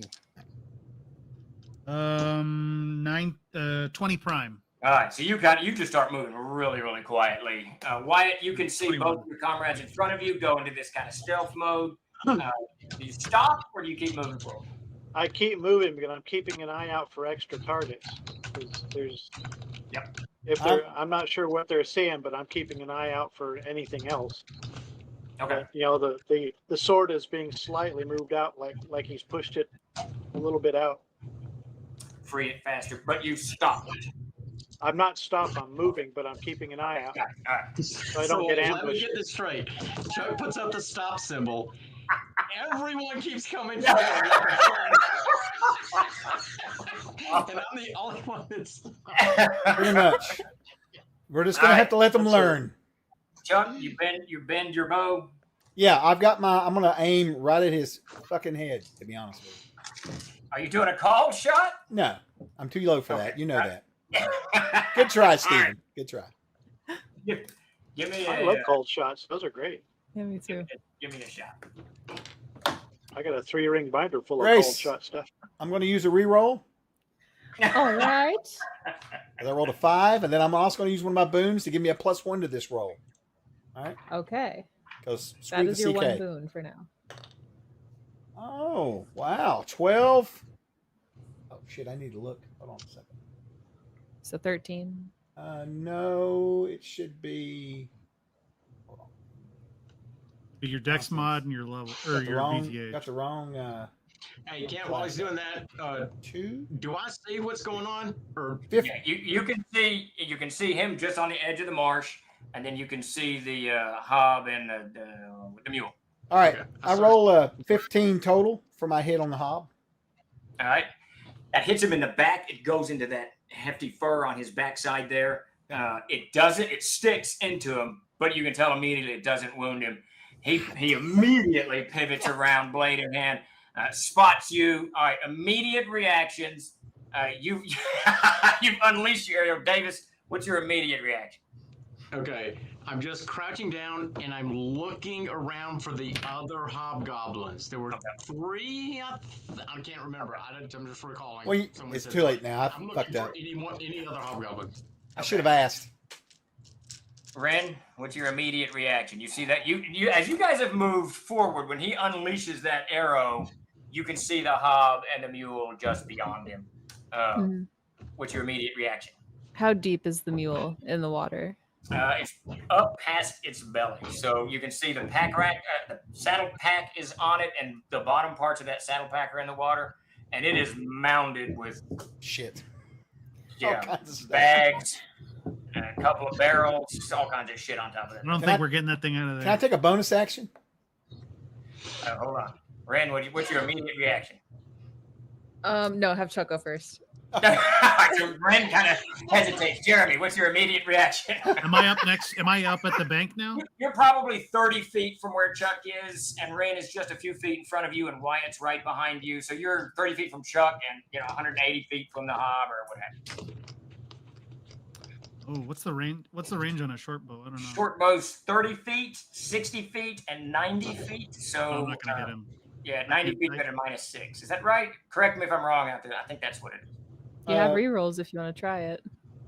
But it's further than the bow can reach. So. Yeah. Never So, mind. Basically, medium range is twice A short normal. bow is 90 yards. You look at the player's handbook. I think In it's AD short and bow. D maybe, but I think it's 30 feet It's in the- the player's handbook. Yes, and then it's multiplied. Medium is twice, long is Yeah. triple, but you get penalties as well. -2 on medium and -6 on long. Now, I will say, in I the don't event care. of the backpack that will be out soon, if you get the proper string, you can add 20 feet to your range. All right, go ahead. That is true. That is true. You can buy all Um, kinds of good stuff. I guess I would just look around because there were supposed to be 3. I just look Okay. around. You start looking around. Wyatt, what do you do? Well, I can spot the one, but he's too far away to do anything. Like I said, I'm keeping an eye out for the others. Okay. 'Cause All right, He's so you too guys far away from me. Stop, start looking around. That hob Yeah. turns around and looks at you all, clearly seeing you, Chuck, whether it sees those people behind you or not. And it lowers itself in a little water a little bit, and then it shouts out some commands. Davis, give me a wisdom check. Does anyone speak hob first? And Davis, give me a No. wisdom check. I might. Humans can't speak anything. Just like Yeah. I speak. Well, I mean, I speak Goblin, which is what Hobbs speaks. So yeah. Not in the world of air, they don't. okay, then the answer is no. Nothing Yeah, speaks no. hobgoblin specifically. Right. Wait. 12, but I'm taking every boon that I can take. Use You a want a reroll. reroll? Bro. Use You a get a reroll. reroll and a +1. Use your +1 on the next reroll. We have like 23 I'm gonna rerolls. do Use a one. reroll. Do a Okay. reroll. You have 2 left. Are you using a +1 as well? Yes, do it. I'm using another reroll. You have 1 left. Oh my God, it's gonna burn through them. I rolled a 2. Oh, Davis shit. is going to use y'all's I'm- rerolls like there's no tomorrow. He'll be out in a minute, begging. 13. Okay. 13, that's it. All right. Chuck, you were going to do something. I'm gonna look down. It Beginning of doesn't- the next round, what are you doing? So, we're not in initiative yet? No, nobody can. I mean, nobody can do anything except you. You've got a bow that can reach that far. They don't have a bow. Just to reiterate, I've not seen any other hobgoblins besides the one that I hit, but you didn't let me do any damage to it, right? Correct. But you clearly shouted to someone in the woods. I'm still gonna. Well, I mean, I'm going to do 2 things. I'm going to say out loud, "Beware, he has friends." This is across the river, right? Marsh, Freaking but marsh. Marsh, whatever. Are we in Rachel's Wash? Or where are we? oh good God, dude! Do you see Willow Break on the map? Yeah, it's north of it. There's You're- Rachel's Creek or whatever it comes to. If you look at the Daman Height Bridge, you are about a half a mile from the Daman Height Bridge. Okay, so we're not particularly in that river or whatever, that wash or No, whatever. you are absolutely not in the Powder River. You are just in some bottom land that's filled up with water, and it's this stagnant mess that has nowhere to drain. Oh, okay. In that case, Holy shit. well, anyway, across the way.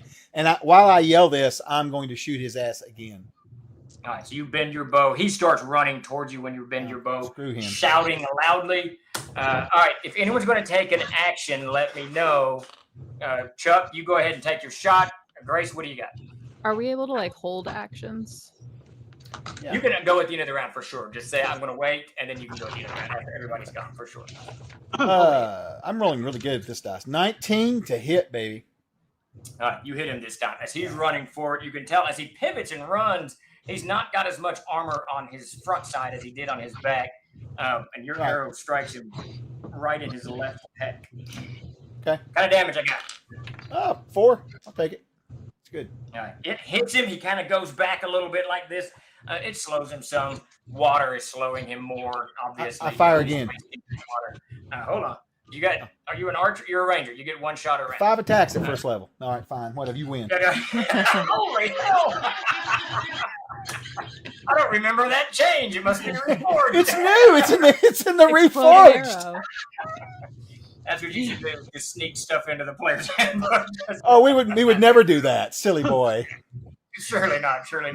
All right. Even as that arrow strikes him, Davis, you hear it first. The 3 of you hear it. The 3 of you in the wash. Keep in mind, you've got 8 foot of dirt on either side of you. Does that make sense? You're in this very tiny little valley that's 12 feet wide, 8 feet deep. Just kind of looking up at the trees. The only easy way to get out is to run forward to the marsh or to run back to where your rum drinking friend is lying on the road, getting eaten by a buzzard. But Davis, you being on the left-hand side, is that right? Yeah. Yeah, you being on the left-hand side of the wash, you hear it first. The 3 of you all hear it. You can't tell where it's coming from. But Davis, you can see it's coming from the right-hand side. And you see this group of goblins, 3 immediately running through this tree line. There may be some more behind them running right towards where the wash is. Pulling blades out, the whole 9 yards. No war cries, no shouts. Hobs are very organized, very disciplined creatures. Are these all hobs or goblins? It's all hobs. Okay. Do you right, and then I charged down in the wash. All right, so you all hear him clearly saying that. So, Jeremy, you're moving silently. You can hide if you want, or you can pivot and brace for combat. What are you doing? Well, I'm just in the bottom of this little ravine, right? There's nowhere to hide. There's plenty of roots everywhere. There's huge roots that kind of come out all over. But you're human. It's going to be a little bit tough, but you can, if you want to. So are there roots on the side that they're coming from that Yes, I could both sides. kind of get in under? Yes, or absolutely. Get in amongst. I'll do that. All right. The hopes that maybe they'll hop down and all. All right, so you get on the right-hand side of this wash, up underneath these roots, bracing for them to leap over you. They clearly can't jump on you. You've got roots over you. Ren, what are you doing? Are you bracing for combat, or what are you doing? Yeah, I think she's gonna run towards the guy that. No, it doesn't make sense to run out into the open while there's more coming from behind us. I'm gonna brace for combat. I'm just gonna hide behind a root, put my back to it, and have my sword. Left side or right-hand side? They're coming from the right. The right. Okay. You jump up underneath the roots, getting somewhere where Jonik is. Wyatt. So I hear him shout that they're coming from the right. Yep. So where in relation to me is he at? So you can hear. So you're facing Chuck at the moment, all right? And Davis is to your left. He says they're coming from the right, and even now you can see Davis's character leaping over the wash to join you into it. There is I'm gonna roll out the sword and embrace like that, waiting until I see them. And then when I do see them, I'm going to shout for all it's worth as a kind of an intimidating roar. Nice. All right. Yeah, you can hear him at this point running forward. Chuck, what are you doing this round? You got one coming at you from behind, from the marsh, and then you can hear them clattering through the tree line headed towards your comrades. So, but all this is in front of me, correct? Well, it depends on which way you're facing. You're facing the marsh. Right. Right? That's where the one hub is. Behind you is the wash. Oh, Christ. They were behind us? I thought they were in front of us. Okay. All right. Just the one. Well, I mean, I got to deal with the guy who's coming up on me. I mean, there's nothing I can do about that. I'm gonna. Now, you know what? I'm gonna go ahead and just pull my sword, man, and go into melee. This guy coming up. Okay. All right. So he's still plowing through the water. At this point, he's going at a charge. His charge is slowed because of the water, but as he's already covered a good 60 feet. But as he's getting closer, the water gets, shallower and shallower. And at this point, he's just in his knees. And you can tell he's powerfully built. So as you toss your let me add, are you tossing your bow down, or are you holding your bow in hand, or what are you doing? No, As I'm you pull gonna toss it over to where it's out of the way. I know better than to let it. Yeah, I'll get it in the Bow middle. hits the ground, blade comes out. That ends that round. Next round, Davis, you land next to the fighter. You can see the monk and the rogue hidden up under the roots. Do what? Wait. I was going. How far away are they? I'm going to try to time. Okay, got it. I'm going to try to pace my arrival to the edge, to the lip, or whatever other thing, to when they're coming down the other side. Okay, are you going to try to intercept them in flight? Is that the plan? Yes, I'm Okay, going to leap off the edge of that thing, spear held up between both hands, and come down right on top of one of them. And I will slaughterfest them. I'm going to use all those rerolls too. These three are running forward, and you can see a fourth one with a composite bow off to their right, your left, on Chuck's side of it, kind of moving at an angle towards the marsh. But one of them, the larger one, that's got some kind of double-bladed, wicked-looking battle axes, and he spies you, and it's almost as if he anticipates what you're doing, and he's just running at you. The other two, you can tell, are just going to leap over the wash. All right, so next round, next round, we're going to start with Davis. That got two hobs leaping into the wash, one leaping over the wash at the barbarian as the barbarian leaps at him, and Chuck, the one, slams into you. So Davis, let's start with you. Give me an initiative. You're rolling a D10. As this hob just leaps into the air, battle axe over his head, trying to intercept you mid-flight. 9. All right, you got it. Swing. Okay, I'm going to use my intimidate ability too. Okay. Oh, yeah. Do you need to make an attribute check for that? You know. Yeah, you have to make an attribute check for it. I sort of do. I'm just doing it with charisma. I think you have to kill something. Yeah, it's a Constitution check. All right, give me a con check. No, as he's running, he's just kind of, shouting and screaming and beating his chest or whatever. 12. All right. So here's the idea. So he's coming down the other side. He's leaping at you. Yes, we are going to leap, and I'm holding my spear, both hands, going straight at him. So the way this is going to play out, you and the hobgoblin have only this melee round to fight logically, because you're both airborne going at each other. As soon as you collide, it's chaos as you go into the wash. Take your swing with your spear. You're going to try to spear the guy midair. How many rerolls do you have? He has one reroll. One. And No. 2 +1s. 10, 11, Can you share rerolls, Chuck? 12. No. I had like 5 I haven't used Okay, yet. no, that's an 11. All right, you leap over the wash. As you swing, it goes a little bit wild. Hobgoblin swings down at you. He misses as well. And both of you just collide into each other, crash down into the wash next to you. This ball of arms and legs, armor, weaponry, and whatnot. Each of you take 2 points of damage, just from hitting the earth, tangled up in the roots and what have you. At that point, 2 of these hobs leap. They only see Wyatt down at the bottom of them. As Wyatt, you see the 2 collide above you. The other 2 just leap down upon you. They're leaping at you. I assume you're going to try to cut one in the air. I'm going to give it my best shot, but do I need to roll an initiative? Yes, you do. Give me a D10 on that. Do you want us all to roll, I Steve? rolled a 10. No, everyone rolls separate. That's pretty good. All right, take your swing. But Ren and Jeremy, or Johnny, I want you guys to roll your initiative too. Peter, you got it hands down. Take your shot. Okay. I'm also trying a very intimidating shout at the same All time. right. So. Give me a charisma check on that. 4? Would you 4? Both of you got 4. I need a reroll on that one. It's gonna be good. Is this your charisma check? 4 left. Yes. Okay. 9, And 16. All right. You shout at the guy. Whether it scares him or not, you can't tell, but you do get to slice through the air. Yeah, that's what I'm doing next. All right, swing. Well, like I rolled a 14. I'm using both hands too. Now, do you got any bonuses on that? Is that your 2 That was a hit? total. That Oh, was a total. all I added all the numbers in already, so Got 14. it. You slice into the guy. It does not cut him. It hits some kind of metal plate just underneath his leather jerkin. sparks fly. It does knock him a little bit, and with your intimidate, you could tell he's slow just a smidgen. But both of them hit the ground next to you, slashing at the same time. I'm going to give them a heavy minus off of their swing because they're not airborne fighters. But what is your armor class there? It's a 17. They both miss. Both of them kind of land next to you. You don't have a shield, do you? What kind of armor did you have on? You just got that big ass sword. Right. What kind of armor did you have on?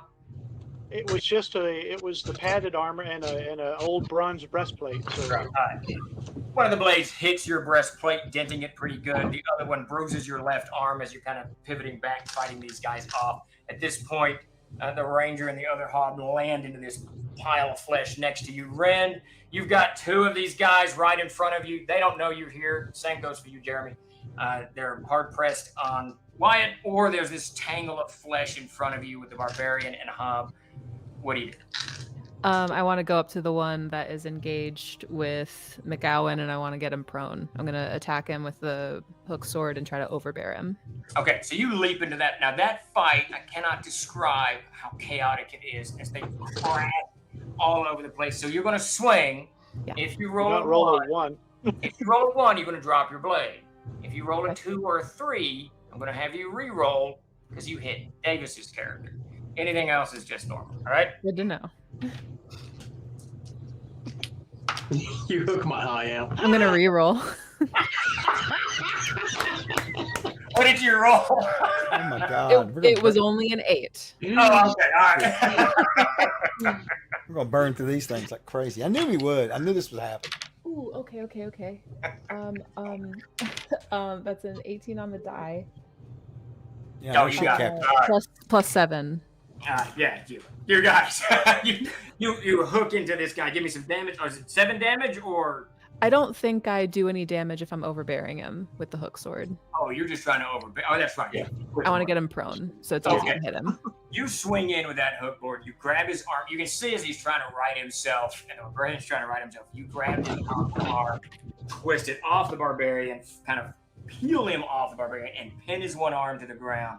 At which point the hob pivots its rage towards you, and you can see its ashen-covered face, it's almost dog-like fangs out. That's you for the round. Jeremy, what do you do? So these two are not aware that I'm here. I have no idea. Okay, I have my bow out. I guess the one to the left, I'm just going to shoot point blank in the back of his skull. All right. For back attack, so that's 23 to hit. That's a hit. For 10 damage.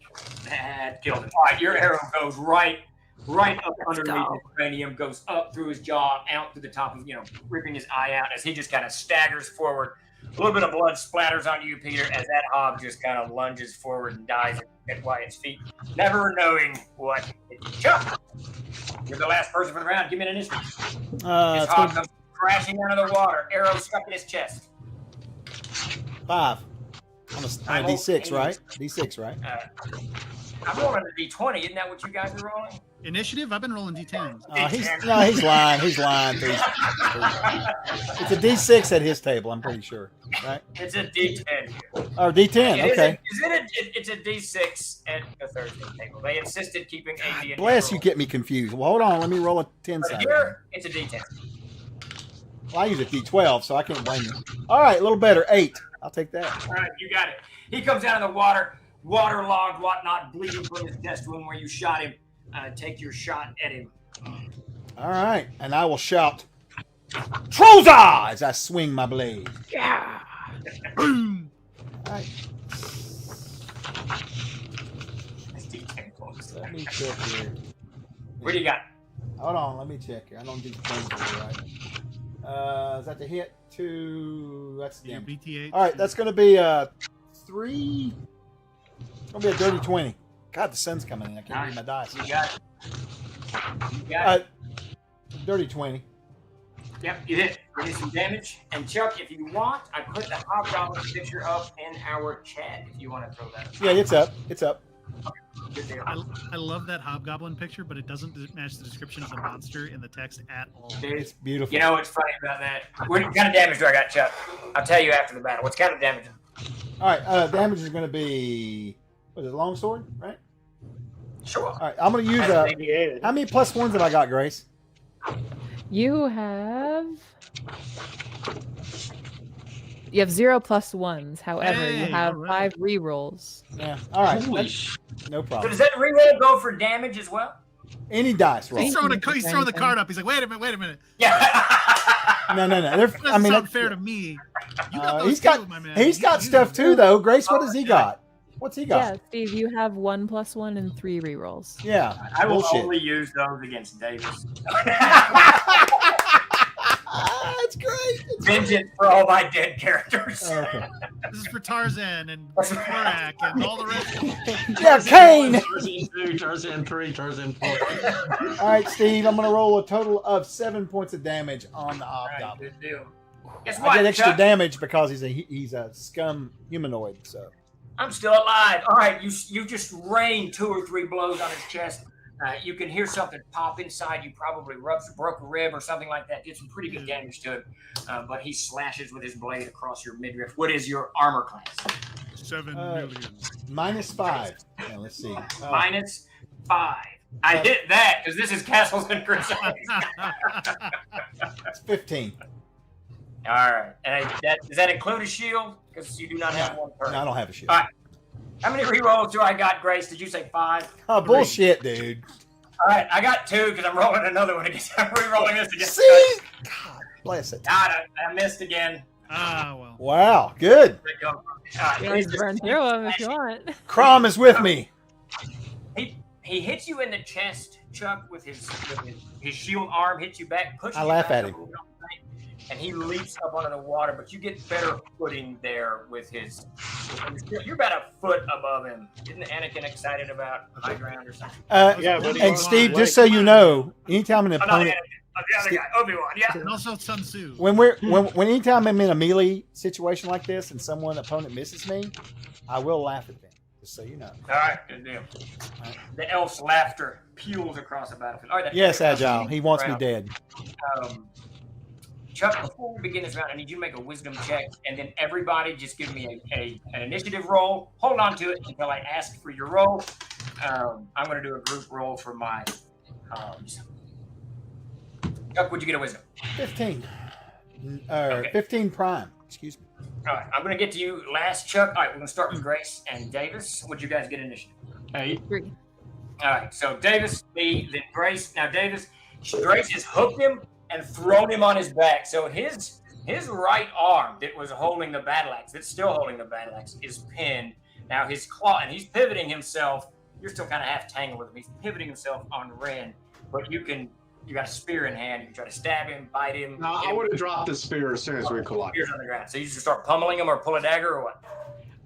I don't have a dagger, so I go straight in for the. You looted that guy's sword. Huh? No, he left it behind. He left it Oh, behind. Yeah, no, but I'm not gonna. Yeah, left that behind. I have one at my side. I have a fuck at my side, but I'm going straight in for the choke. I'm going to get between his Gouge his claw eyes. and Ren, and then I'm just going to grab his neck and just choke. Then I go down to bite his face. All right, we're going to use the adventuring Wow, backpack that's for awesome. grappling rules. Just give me a straight up attack roll, Davis. Add your, strength bonus, your level, whatever level. gouge his eyes. 16, 17, 18. All right. Boom. Yeah, no You kidding, get Captain. on, He's getting you get very on top dangerous. of him, hands around his neck. You bite him in the face. Ren, you can see the barbarian just chewing on his face. Let's Blood go. kind of splatters up your cheek a little bit. Roll a d6. You're going to do 1 to 2 points of damage plus your strength. Do what? Did you see Wolf Alone's comment? What he said? Oh, no. I know. Gently nobbles. Wait, oh, wow. Did you roll a 1? Anyway. So no, No, no. James, you're going to do 1 to 2 points of damage plus your strength. Okay. Damn it, I had to figure that one out. 1, 2. You don't have any attributes. All right, you're just choking the life of him. Grace, you can see what's going on. You've got him hooked. You can kind of release him and hack, or you can keep him pinned. What are you going to do? Yeah, I'm gonna. I And you can don't want to just keep him pinned. That's boring. I'm gonna attack him. All right. I'm gonna try to. So Davis is on top of him. He's on his back, battle axe. You can try to stab him, slash at him. What do you do? Are they in the water? I'm gonna No, everybody's in the wash. I'm going to try to get him right in the abdomen with my hook sword, where McGowan isn't. Okay, you're just gonna run him through. Now, because he's prone, you get I believe it's +5. It might be +10, but I think it's +5. It's +5 if he's Plus prone. 10. And is she doing a called shot? Because that would offset it. She would only have a -3 if she does a called shot. I thought prone was +10. Saying. I think Throwing that out. I thought it was plus. I No, think it's you're right. It's +5. +5. It's a +5. It's +10 if they're prone and not fighting back. Right. That's right. All right. So Grace, he's prone. You get a +5 on your attack. Go ahead and take it. Called shot. Called shot. I don't want to take the negative. The They're so hard penalty, to the hit penalty's already. so steep, it's never worth it. Got to It's re-roll. never Unless worth it. Unless you're an oath sworn. That's true. Oh man, that's not very good. Wait, I'm gonna re-roll. All right. There we go. That was a 3. Yeah, called shot's a critical hit or double damage. I think. What is it, I Steve? mean, I would love to do that, but I don't want to. What is a called shot at your table, Steve? So all of us can know. Everybody. I do the call shot, whatever the book says. The only thing that's different at my table, if you roll a I'm 1, using another one. you drop the. You do. Grace is going to use all of her. Oh my rerolls. God. That's right. Steve's loving this. God, I still don't think that's enough, but I'm gonna keep it. That's a 12 total. You did not get. Oh no, You're the trying to dice. persuade it to him. It gets caught on his arm or slides off somewhat, but doesn't go into him. Well, Grace, you're in good company because Davis rolls about that well. Well, yeah, because Davis isn't modifying his rolls. All right. So, Jeremy, Peter, give me an initiative. I think you already gave it to me. I rolled a 9. 9, 8. All right, both of you can attack. There's one hob standing up. It's pressing. Jeremy, it doesn't even know you're there. You shot the one, and it's fighting. What's his name? Wyatt. Wyatt. Swing Wyatt and take your back attack. No way. Oh, Jesus. Tonic. A lot. I rolled a 19. That Plus hits. 23, I think. Yeah. That hits. Give me some damage. You carve into it. Really impressed. Oh, that was lame. Jeremy, what did you get? 21 to hit, 8 damage. All right. I rolled a 13. 13 damage? Yeah. It's How a are you D12. Oh, 2 hands D12. All right. Bastard sword. Nice. There you go. All right, you carve him down the front, There you opening his go. face and splitting his chest cavity as an arrow goes up through his backside. He just topples into a pile of meat at your feet very, very quickly. All right, so Chuck, that leaves you the last one. Guys pressing you, but this is what you see. Before you tell me your initiative, you got a blade in hand. Your left hand's free. Hobgoblin is coming up right on top of you. He's got a blade and a shield, relatively heavily armored. And in the corner of your eye, you see a hobgoblin with a composite bow, bending his arrow, aiming at you. You're the only clear target. So give me an initiative. I think you already rolled, but I rolled a 1. What did you roll initiative? More than you. That's all that matters. Do I see it out of the corner of my left eye or my right eye? Which side? Right eye. All right, I'm going to maneuver to the right as I swing to get this nice big fat shield between me and Mr. Bowman. All right. You mean to the left. Whatever. Yeah. He's out of your... Yeah. You got it. Yeah, you got it. All right. All right. See, all right. So what did you get initiative? I got a 5. Okay. All right. So you shift the combat in that direction, and just this really isn't a half action or whatever they call it in whatever games. Combat is extraordinarily fluid. You're never just standing there, bop, bop, bop, bop all day. Everybody's moving left, right, center. So you're just shifting a little bit. The goblin shifts with you. Hobgoblin shifts with you. He doesn't give a crap. But you do got initiative, so swing at my hob, and then I'll take my shot. If you kill him, your meat shield will be gone. All right. Before I roll, how many re-rolls do I have? Now I'm gonna start asking every time. You have 5. Okay. Oh, hell. Hey, Chuck, I'll buy one for $5. Let me send you my PayPal. Hold on just a second. All right. God. Okay. We're gonna re-roll that. Grace marked that one off. That was terrible. It was a 5. Come on, baby. All right. A little better. With the sword, that's going to be... where's my character? 13, 14, 15. Yeah, 15. 'Cause I swing right at him. You hit him. All right, you carve into him. All right, good. And he's gonna take some. Oh yeah, there we go, baby. That's gonna be max damage. 11 points. Let's go. You slash him across the stomach. Part of your blade catches his entrails as they kind of strail out about him, and he pivots with the force of it. You can hear that bow twang. The arrow looses coming in your direction. I'm going to give you a +2 on your armor class. So Okay. what is your AC? That'll make me a What's your 17. 17. I got a plus. Well, it's going to hurt to be Chuck. I got a natural 20. Fuck. God So- damn, speaking of old dice, that looked like a marble. Can we use our rerolls to force you to reroll? I mean, that would be a CK decision. I think it's great, but that would be No.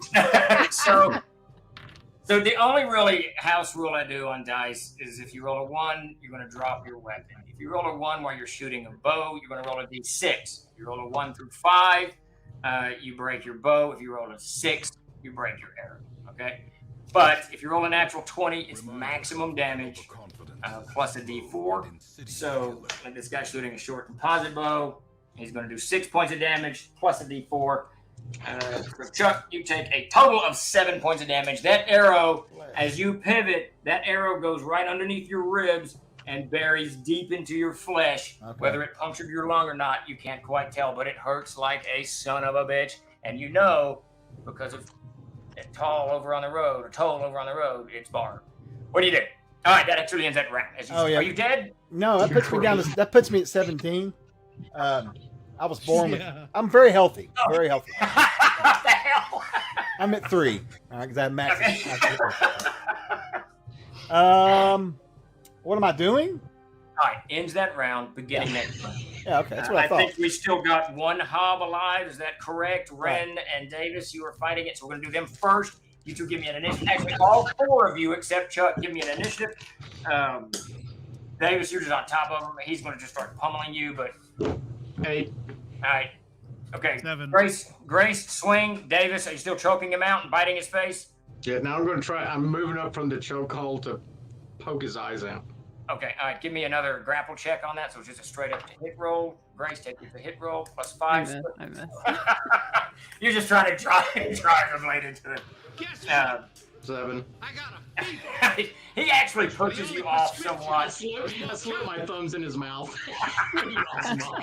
You get your thumbs jammed into his mouth. He kind of half sits up. He's really, really strong. He bites you back, bites you in the neck. You take a point of damage from that. You're just kind of blood splattering a little bit here and there as he just gnawing on you. Now, Jeremy and Peter, you guys can jump into this, but Grace is in there. David is in there. There's not a lot of opportunities. Can I So still use my movement? That was the you've already question I was swung going this to round, ask. Grace. What? What? That was the question I was going to ask. How far away am I? Oh, 10 feet. I mean, they're right on top. I have a rules clarification, real quick. What's that? If you attack, you can't move.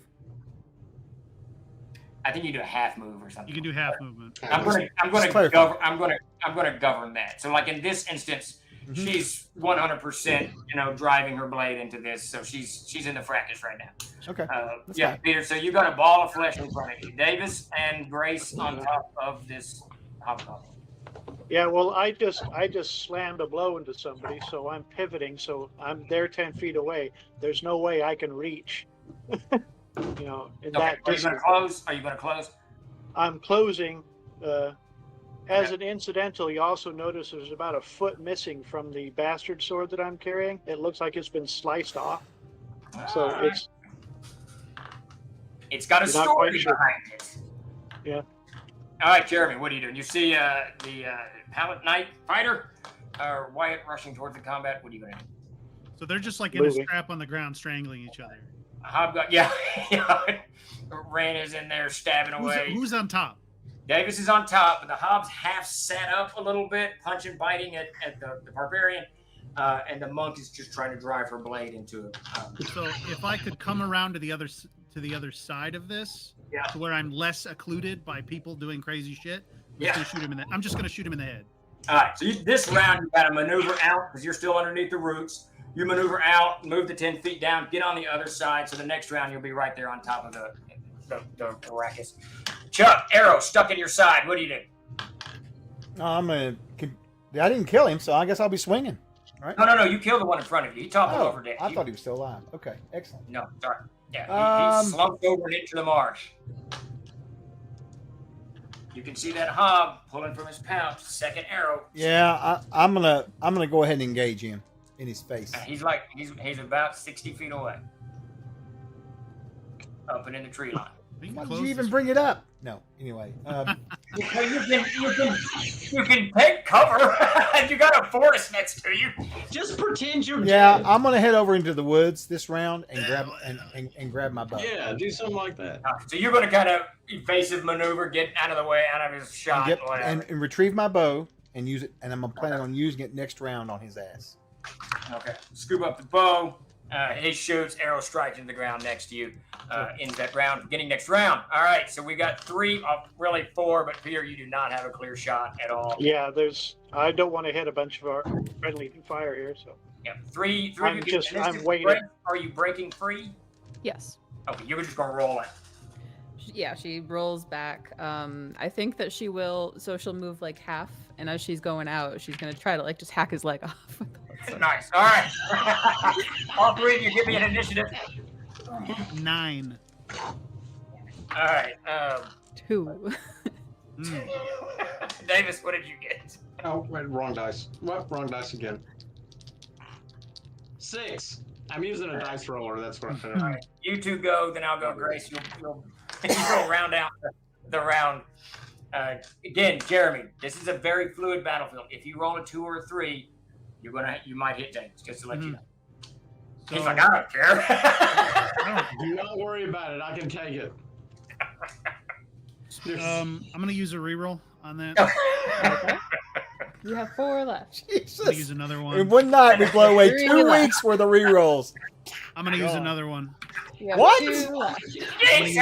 I'm gonna use another one. Oh You have my 1 God. left. I'm gonna use another one. You have 0 left. You have Okay. a +1 though. I'm gonna use that too. Okay. Oh my God, this is not good. 19 to hit. That hits him. All right. Hey. Where's this guy? All right. Agile Monk wants to know from the Or- CK, can he buy a healing potion for us? For 8 damage. 8 damage. It won't be a potion, but he can buy something. We can fix some stuff for sure. We'll figure it out. What No, do we wait, want? Jeremy, you shot this guy with an arrow I'll do it. Yeah. while I'm grappling him. Yes. Correct. So Dave, you're grappling him. Ren, you're trying to stab him, and the rogue attempts to get, you're what, 4 feet away or something Yeah, like that. You strum the arrow, it goes into the creature's chest. He gurgles up blood a little bit and kind of sag. You both can swing, but he's clearly going limp. But you can go ahead and keep having at him. Davis, you swing. Ren just kind of rolls out. No, I'm gonna go for the mule instead. Okay, all right. I'm gonna okay. So I don't know that he's been actually hit in the back though. So I'm stepping back and I'm kicking him down and drawing my falcata out. Okay, all right. He kind of rolls over. He's coughing, gurgling. Davis! Well, he's dead and prone, so you get a +10. Hey, all right. All right, so you just wail on his corpse. Ren, you start immediately running. You don't see the ranger anywhere.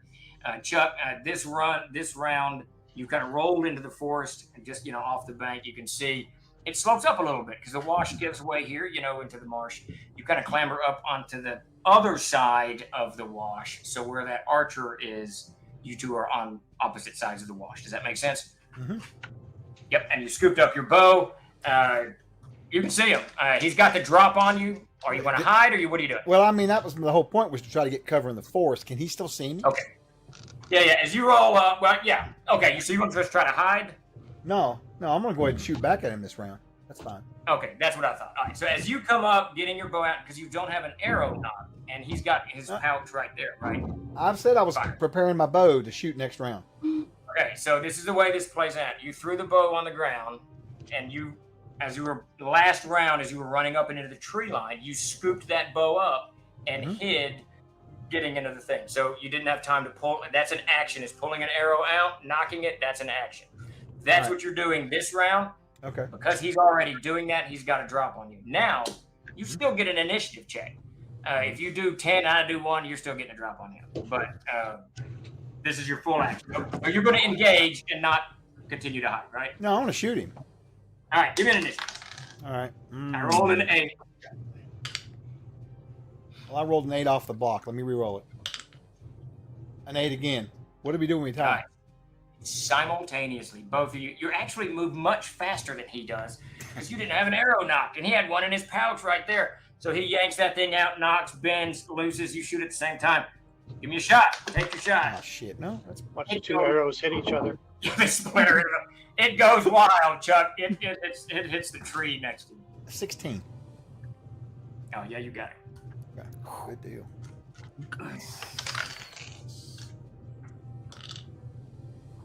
Oh, this is my bow, isn't it? Right. So that's going to Yeah. What do you got? be. Oh my God, man! I really laid his ass out with 3 points of damage. Your arrow. Nicks Actually, his arm. no. I'm going to re-roll that, Steven. Okay. Oh my God. Oh my god. Don't 5, get 6 points. 10. 6 6 points. points. All right, you strum the heart. You hit him right in the midriff. He staggers back, grabs the arrow with his stomach or with his hand, and then he pivots and starts to run. All right, now Chuck that actually ends that round. Rand, you run into the marsh. You're just plowing into the water. You can hear the bows stringing behind you, and you see the hob floating in the water, half floating in the water. Okay. Keep going for the mule. I think she's gonna remember. Wait a minute, I shouldn't go in here with my backpack on, and she's gonna quick sprint, moving really, really quickly, run back to the shore, drop her backpack off, drop the sword, and then she's gonna run back for the mule to try to. Okay. When you hit the water the second time, that mule notices you and it starts braying. I mean, it really starts raising a ruckus as it's stuck there. All right, Jeremy, what are you doing?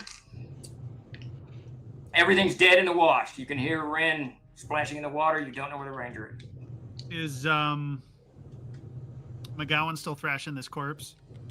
Davis, if it's down, it's down. Then I'm just listening for what's around me, and I turn to the nearest town. I'm trying to make my bearings. Do I hear the bow shots? Yeah, you hear the over your heads as this fight is going on. I'm gonna scurry up the right bank, Okay. which I guess would be the north bank, Yep. technically. Yeah, so I'll scurry up that and try and I can't move and hide really, but Yeah. I'm just trying to keep a low profile off the ground, lower in the bramble or whatever. All right, give me a spot check. Davis, what are you doing? Grab my spear and move, charge as fast as I can in the direction of the hobgoblin with the bow. All right, so you're gonna climb up the wash too and go. Yep. All right, Peter, what are you doing? I see everybody splitting off to these targets, but I'm staying where I am, and I'm still scanning around with a sword like this, just Okay. pivoting Just in case. To be very clear, both the rogue and the barbarian they're right next to each other going up the right side of the wash, and Ren is running through in front of you, down into the water. I got that part, but it doesn't mean there isn't more coming. So. No, 100%. All right. All right. All right, you two clamber up. Would you get on your spot check, Jeremy? 20 prime.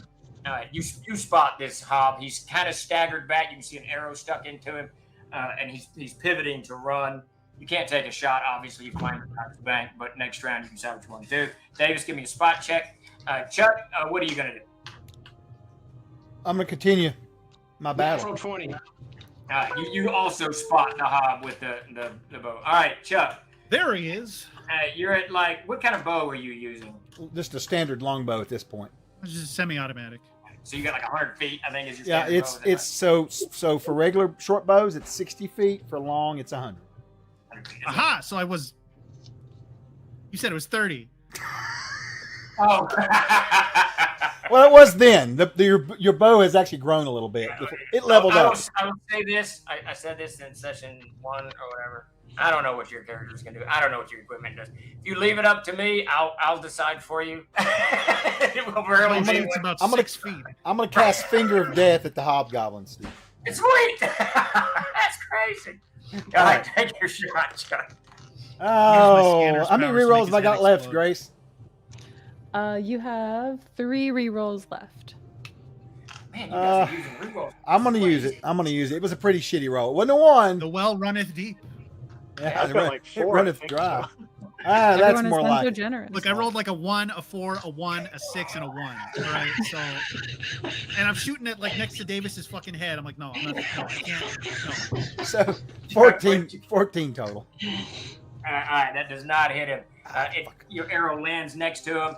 Remember to knock off your arrows, and now he's moving up. Now ends that round, beginning next round. Grace, you're at this point. Doesn't a monk move particularly fast? I have a 35 feet movement. Okay, all right. So you're moving a little faster. Are you moving as fast as you can? Because that can put you in a charge in one round, Yeah. which quadruples you. So you're now obviously it's slowed once the water gets deeper, but you're just plowing through, and you can see that mule is trying to pivot to you, but it's just gummed up in mud or what have you. And the further you get down about 120 odd feet, and now you're just kind of slowed. You're a little bit over your waist at this point, and it's muddy underneath. You can feel it pulling on your boots. Do you have boots? Yeah. Okay. Yeah, she has boots. Sure. I'm not going to be barefoot on Twitch. Just want to say real quick, welcome in Raiders. We're having some actual play here. Steve's running us in the game. Come on in. Thanks for the raid, Phantom, New Jersey. Everybody give him a follow if you haven't. He's a great CK and a good friend of ours. It's true. All right, so Jeremy and Chuck, you're closing in on the mule. It's braying. Peter, you're holding the ground there. You two clamber up on the side of this thing. Are you going to chase it, or are you going to take a shot? I'm going to run as fast as I can up to it, yep. Okay. And when I get within like 10 or 15 feet of it, I'm going to chuck the spear. Okay. All right, you just take off running. Jeremy, you going to take a shot, or are you going to follow the barbarian? What's the distance? See, he was 60 feet when he first shot Chuck. He's 70, 80 feet, something like that. Okay, so Because medium range. he's running away. Sure, I guess I'll shoot him. Okay. I mean that bow has killed like half of the things here. It's so- both left us a wreath of death everywhere.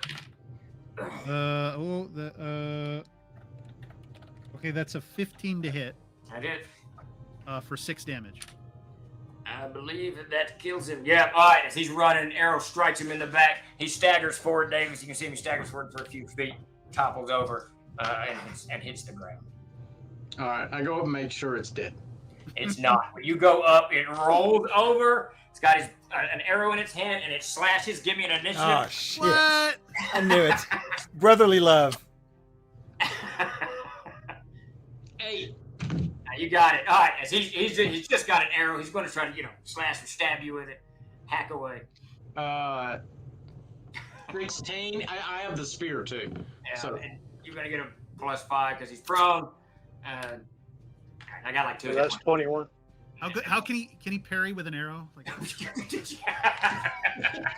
you're a Shaolin master. 9 points of damage. You kill him. You run him all the way to the chest, pin him to the ground. He curses you as he grabs your spear and tries to pull himself up on it, and then he dies. He passes to the endless pool. He can't pull himself up far. It's a wolf spear. So I hit damn those studs! it. He just bleeds on your spear a little bit. damn those studs. Chuck, you witness all of that. All right, so the rest of you guys are you recouping from the combat. Grace, I want you to roll a strength check, and just to see if you get stuck in this mud, just give me one. So give me a strength check. Okay. Ooh, okay. Amazing. That's a 15 prime. Okay. All right, you move up to the mule, but then there's a flash flood. No, I'm kidding. Flash flood. Suddenly, it it is a Oh river. my God. All right, so Either. you get up to the mule, and it clearly is just stuck in the mud. It's got so much shit piled on it. You can tell. Not only does it have a saddle pack on it, but it's also got. Let me open word perfect here. It's also got 2 huge bolts of wool. It's got 2 large sacks of some kind of stone. It's got 2, like another 1, 2, 3, 4, 5, 6 bags of stuff just hanging there. One you can tell is sugar, and then it's got 2 huge sides of salted bacon hanging on the side of it. It's just heavily laden mule. Okay. Now you are 150 feet from your comrades and the wash, or you're 50 feet from the other side of this marsh, but that would put you'd have to circle the entire marsh, either north or south, to get back to your comrades. why wouldn't I be able to just cross back through the mud? You absolutely can do that. Nah. It's just longer. Smart. It's just longer. I'm just giving you your options. You can. Yeah. Steve, can I ask a question too while she's... Well, I'm sorry, you're still talking.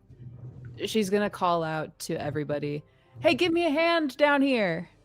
And then I think she's gonna like to the mule just for a moment, be like, "Shh, it's okay. It's okay. We're gonna get you out of here. You're okay." Give it some food or something. It starts nuzzling up with you. I mean, it's not panicked. It's a mule. They're pretty stout, but it's it doesn't like its situation. Yeah. Right. Well, You're I mean, gonna she's be okay. she's not a hob. She's an upgrade 1,000 times over, right? You know, so it's like... Yeah. She's gonna take 1 sack of stone. Okay. You can tell when you pick it up. You tell it's cold. It's what? Cold. Coal. Yeah. Okay. Can I reasonably carry something else? I don't care about going quick. I'm just trying to carry Yeah, you're everything not I going to be can. able to pull the mule out. It's clearly stuck. No, that's fine. I want to unload it first. Got it. All right, good deal. All right. So 1 sack of coal over one hand, maybe the sugar on the other hand. Yeah, absolutely. And It she's smells... through the mud, like. Evan Kiss says Okay, it smells a master's hat on you. That's right. It does. I forgot. She's got the hat She's on. got the hat, yeah. So are the rest of you guys going to go aid? I have a question before I make my decision. on that. You're bleeding out of a punctured lung. So Yeah. I kind of want to use some bandages. So what Right? do you do while she's doing that? What do you do? I got a couple questions. One, well, first I'm going to bandage myself. I don't think we have any healing potions or anything. So So you gonna pull that arrow out or what? I'm going to get someone to help me with the arrow. Barbed. Okay. I know better from seeing the guy earlier, right? You know? You are learning. Very good. I am not in any hurry. I've got plenty of help. Supposed to, like, I'm going to push ask those the rest of the way through. Jonik to help me if he's close. Who's close to me? Actually. The close, but you can see them all. I mean, yeah, Jonik's right across the wash. Peter's in it, and Davis, I assume you're coming back after you. Yeah. I look around, basically. All right, you'll first see of me all. up there going, help me, get up here. And I'll grab a hold of this arrow and I'm going to get someone, him or whoever, to help me get it out easy. Like what? Oh shit. Oh. Yeah. Did it not go through? No. It's No, stuck. it's stuck. You guys need to be more like my character and just not eat for several days. He's so thin, an arrow would go right through him. Damn it, Cardman. I needed that. No. All right. So, and my second question is, how far away? So right now, from what I know about it, which the map we've been showing people, we came across a bridge. We headed sort of southwest, right? So according to the map on here, and I'm just wanting to understand. If He's checking the map. He's like bleeding out. He's like, checking where the am I? map. Well, Chuck, his ranger has a little bit of knowledge here. Yeah. So I'm trying to. My understanding is we're basically southwest of the Powder River, right? It's over here, actually, to the left. And how far away are we from Willowbreak now? From Willowbreak, I was telling you earlier, it's 3/4 of the day, but now that your mind is you think it's probably over a day to get to Willowbreak, day and a half. Okay, that's why we've not come to Rachel's Run. That's exactly. It's got the shovel. All right, I was just trying to figure out if we were passed away. I'm going to use some bandages, Stephen, to heal myself. If that's okay. So you're gonna first get the arrow out. Oh well, yeah. I'm sorry. Yes, yeah. Sorry. Okay, so all right. So you're getting out of the wash or in the wash to do this surgery, or what are we doing here? Well, I mean, I was in the trees, so I don't think I was in the wash, was I? No, you were not. Just get open and pull it out. No respect. What's that? The chest splitter they do? Yeah, Ignis. Surgery complete. All right, so I'm going to assume that you guys cross the wash, go over there, and try to surgically remove this arrow. Chuck, they do push it through. I assume you're pushing it through, Jeremy. I think you said that one of you guys said push it through. Yeah. What I'll do is I'll take off joke my around belt, with him fold it first several and times, stick it in his mouth. Okay. Then I'll push it through. All right. Chuck, it hurts like a mother son of a bitch, but Sure. you take a point of damage, but he does get the arrow out, pull it all the way through, and you just got nice clean blood coming out of you. Okay, I'll bandage myself up then. What's the bandage rules at your table? It's the same thing in the adventurer's backpack. I think. Did you have bandages? Yeah, I mean they're typically So I think 2 points each or something. It heals 1d2, and then if you make a con check, you heal an extra one. I think is how that goes. I guess. Yeah, sure. Yeah, then roll a d2 or d6, whatever, to get you to 1 to 2. Okay. At that point, you guys see Ren come out of the water with sacks of gear. Is anyone going to help her unladen the mule? Before then, if he's not actively dying, He is not. He's wrapping himself, stuffing some of the bandages. And I'm going back to each of the hobgoblins I killed to see if the arrow's still in them and if I can recover it. Okay. How many did you shoot? Like 2 or 33? Like 5. Roll a d6 because you're looking from all. If you roll a 6, it breaks. If it doesn't, you get the arrow back. Chuck Ignatius Latro says you're feeling the Muleskinner blues. Yeah, I really am. All right, how many bandages can I use, Stephen, on myself? Just the one. You get That's, it all. that's it? Yeah. Ah, Well, no, actually, because the through wound, you can use another. I'm going to Okay. be very generous with the bandages because you guys don't have a healer. Well, and we'll get That'd more be for awesome. Yeah. What So- you do have is a ranger who has a knowledge of herbology, and you have a barbarian that I think has the same kind of abilities.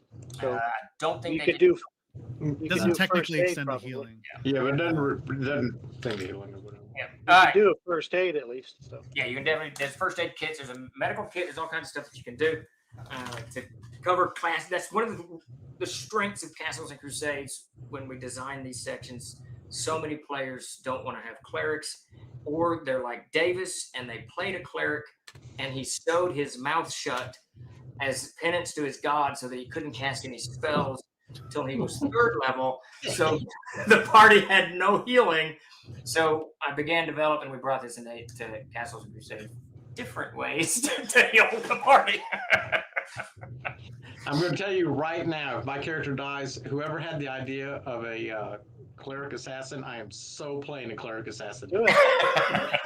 That's what the original assassins were. They were holy killers. All right, Steve, that's so- going to put me at 7 hit points.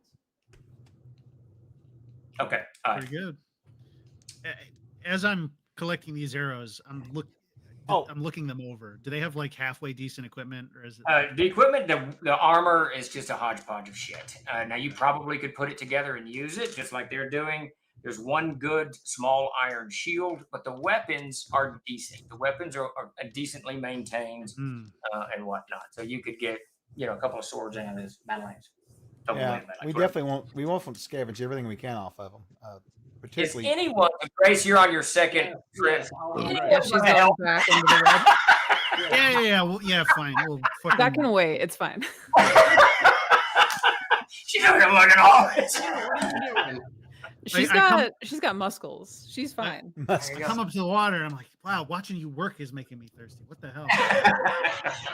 Yeah, man. I'm still keeping a weather eye out because I think having a watch is a good thing too. Just in Probably case. not a bad idea. Yeah. All right, so it takes you like 15 minutes to get all of this mule stuff over to the bank. And the mule, you can easily, now that you've unladen What's it, it got in here? Rocks? literally it does. So Chuck, I'm going to drop in the chat what I'm going to tell everyone what it has, and then I'm going to drop this adventurer's backpack card. What? So you can put it up. This is what the mule is carrying. okay. Plus what I'm going to tell you. So if you want to put that on the chat or read it off, whatever you guys want to do. So before we dive into what's on that card, you find 2 bolts of wool, 12 yards each, 2 large sacks of coal, 2 sides of salted bacon, 1 25-pound bag of salt, 2 20-pound bags of sugar, 1 20-pound bag of coffee, and 2 small barrels, 4 gallons each, of rum. And then all that stuff of rum. That was his personal stash. We got bacon and rum. We are freaking sick. Is any of it particularly damaged by the water? No, the little bit of the wool got wet and the coal sacks got soaked, and you tell one of the coal sacks has been ripped, and the coal, it's big chunks of it is kind of pushing to fall out. But you've got it all on the bank, the whole thing on the bank. Do you want to read what's on the card, or is just putting it up good enough, or do we care? I downloaded it. Hold on. I Ren will already read take it, one so- of the things of her like many flowy little like robes and stuff, and she'll rip off part of it. She has a sewing kit, so she's gonna sew the bag shut with that. Oh, nice, excellent. Yeah. And then after that, she collapses in the mud. Exhausted. Well, you guys are standing there, and this guy comes running up. His name's Ignace Latro. He grabs the coffee. He runs away. Dude, that's a great name for like a little Like a Fey or a Sprite. Yeah, or yeah, yeah. Hello, this is Ignace. The coffee is something. And like from the ground, she's like, "I told you it was worth it." So, are we going to try Now to? we've got money. What do you want to do with all this stuff? We're just going to keep it for now until we get to Willowbreak, and then decide what we want to do with it. I'm going to eat the bacon. Well, sure. Of course. I mean, I've been borrowing you guys' food for like 3 days. Lost 10 pounds. That's why the arrows go right through you, though. Yeah, I know. It's right. salted bacon. Wait. Because some of this stuff I know that we could probably use as a group versus selling it off, right? Because at this point, this is our loot, our treasure. This is our I meal told ticket. you, if you save Buck, you can have all of his worldly possessions. I'm going to collect up the bodies of the hobs and drag them into a pile. Okay. What is it? 5 of them? Yeah. There was. Sure. There were more. Shall we burn them? Exactly.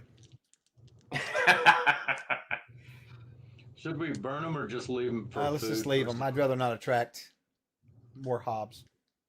You're going to have to cut a bunch of branches, start a Wait. fire in dark and bold. You said you had a double-bladed battle axe?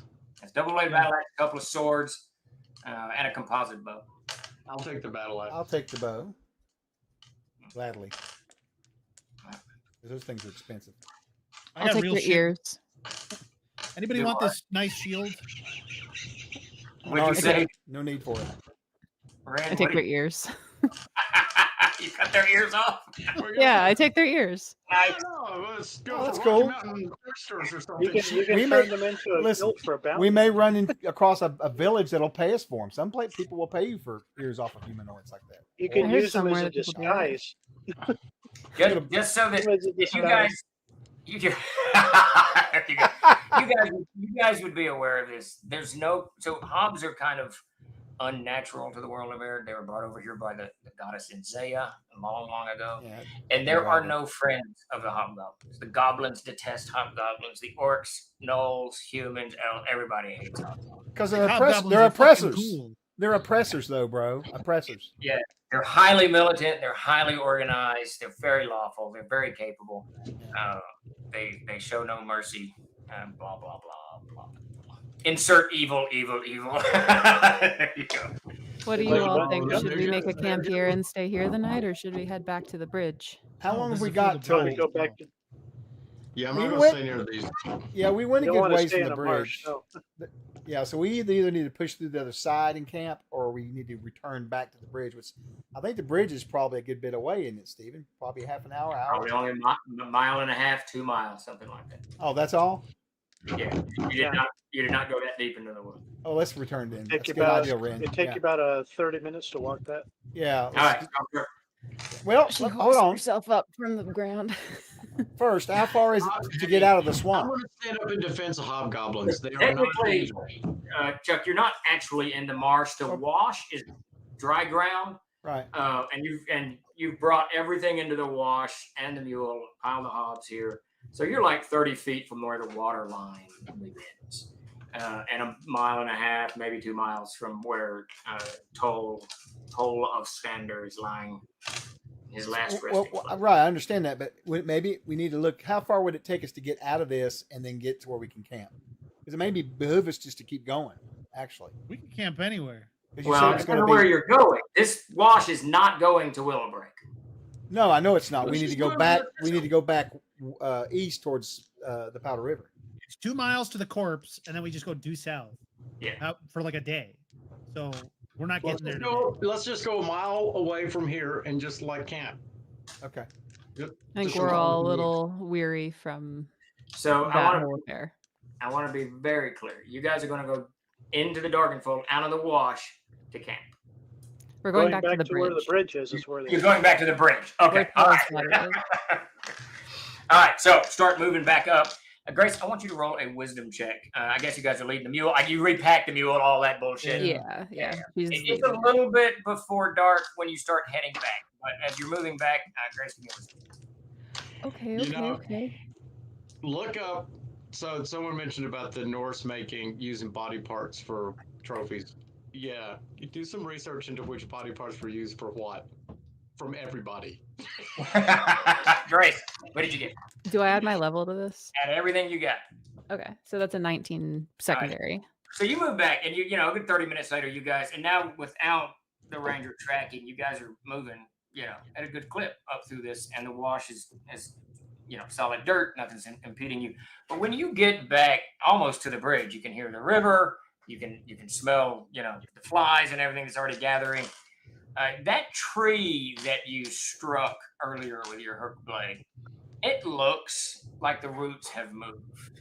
You're just walking by it, you look at the roots, and it just occurs to you that the roots have moved a little bit. They're The not forest actively. is changing. That's not surprising. From the tales that my parents gave me, the farther in you go, the more you're in something else more than just trees. It lives and Are breathes. they like the trees of old that walk? It's a tree. There are rumors that They used to walk. if you go deep enough into the Darkenfold, you will encounter treants. Yes or no? Or ints. But I've never Alright. seen It's a one. tree. Well, it's Nothing's all about impossible. Get out of here. Do you really remember nothing? Ren, even as you're asking that, and he said that word tree twice, suddenly he looks very familiar. Something about the intonation of his voice, the way he said that, kind of the incredulous nature. A new I think follower incredulous, has sarcastic, joined whatever the that was. fray. Whatever that was. Several things Yeah, wrapped into that word. seems familiar. Am I able to glean anything else from that? No, it's just suddenly you're thinking, I know this guy. I know this guy Really? from somewhere. She asks that, and then just kind of like gaze just lingers on him. The mule. Anything?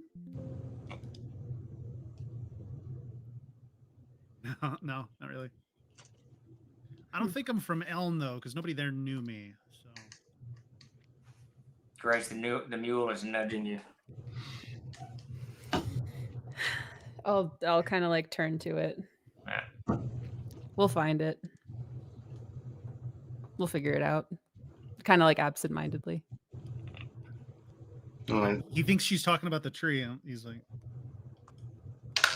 yeah. Okay.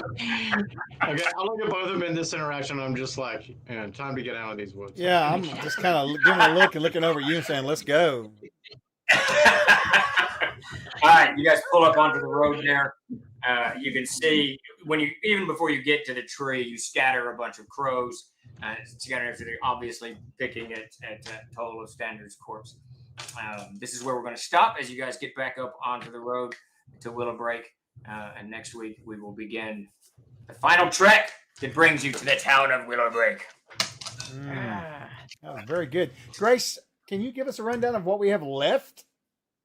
I can indeed. So, Jeremy, you have 0 boons and Nice. 0 hero potions. Okay. I have 3 boons and 3 hero potions. Of course. Chuck, you have 0 boons and 2 hero potions.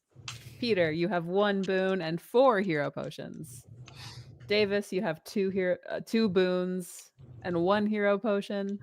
Steve, you have 1 boon and 2 hero potions. He doesn't need shit. Is what he doesn't need. Oh, I should have taken a Oh. second shot at Chuck. Touch just gave Jeremy another boon. Oh, nice. Thanks, Yeah, guys. Wow. What's Start the hero? Wait, a hero potion is a reroll or what? Yeah.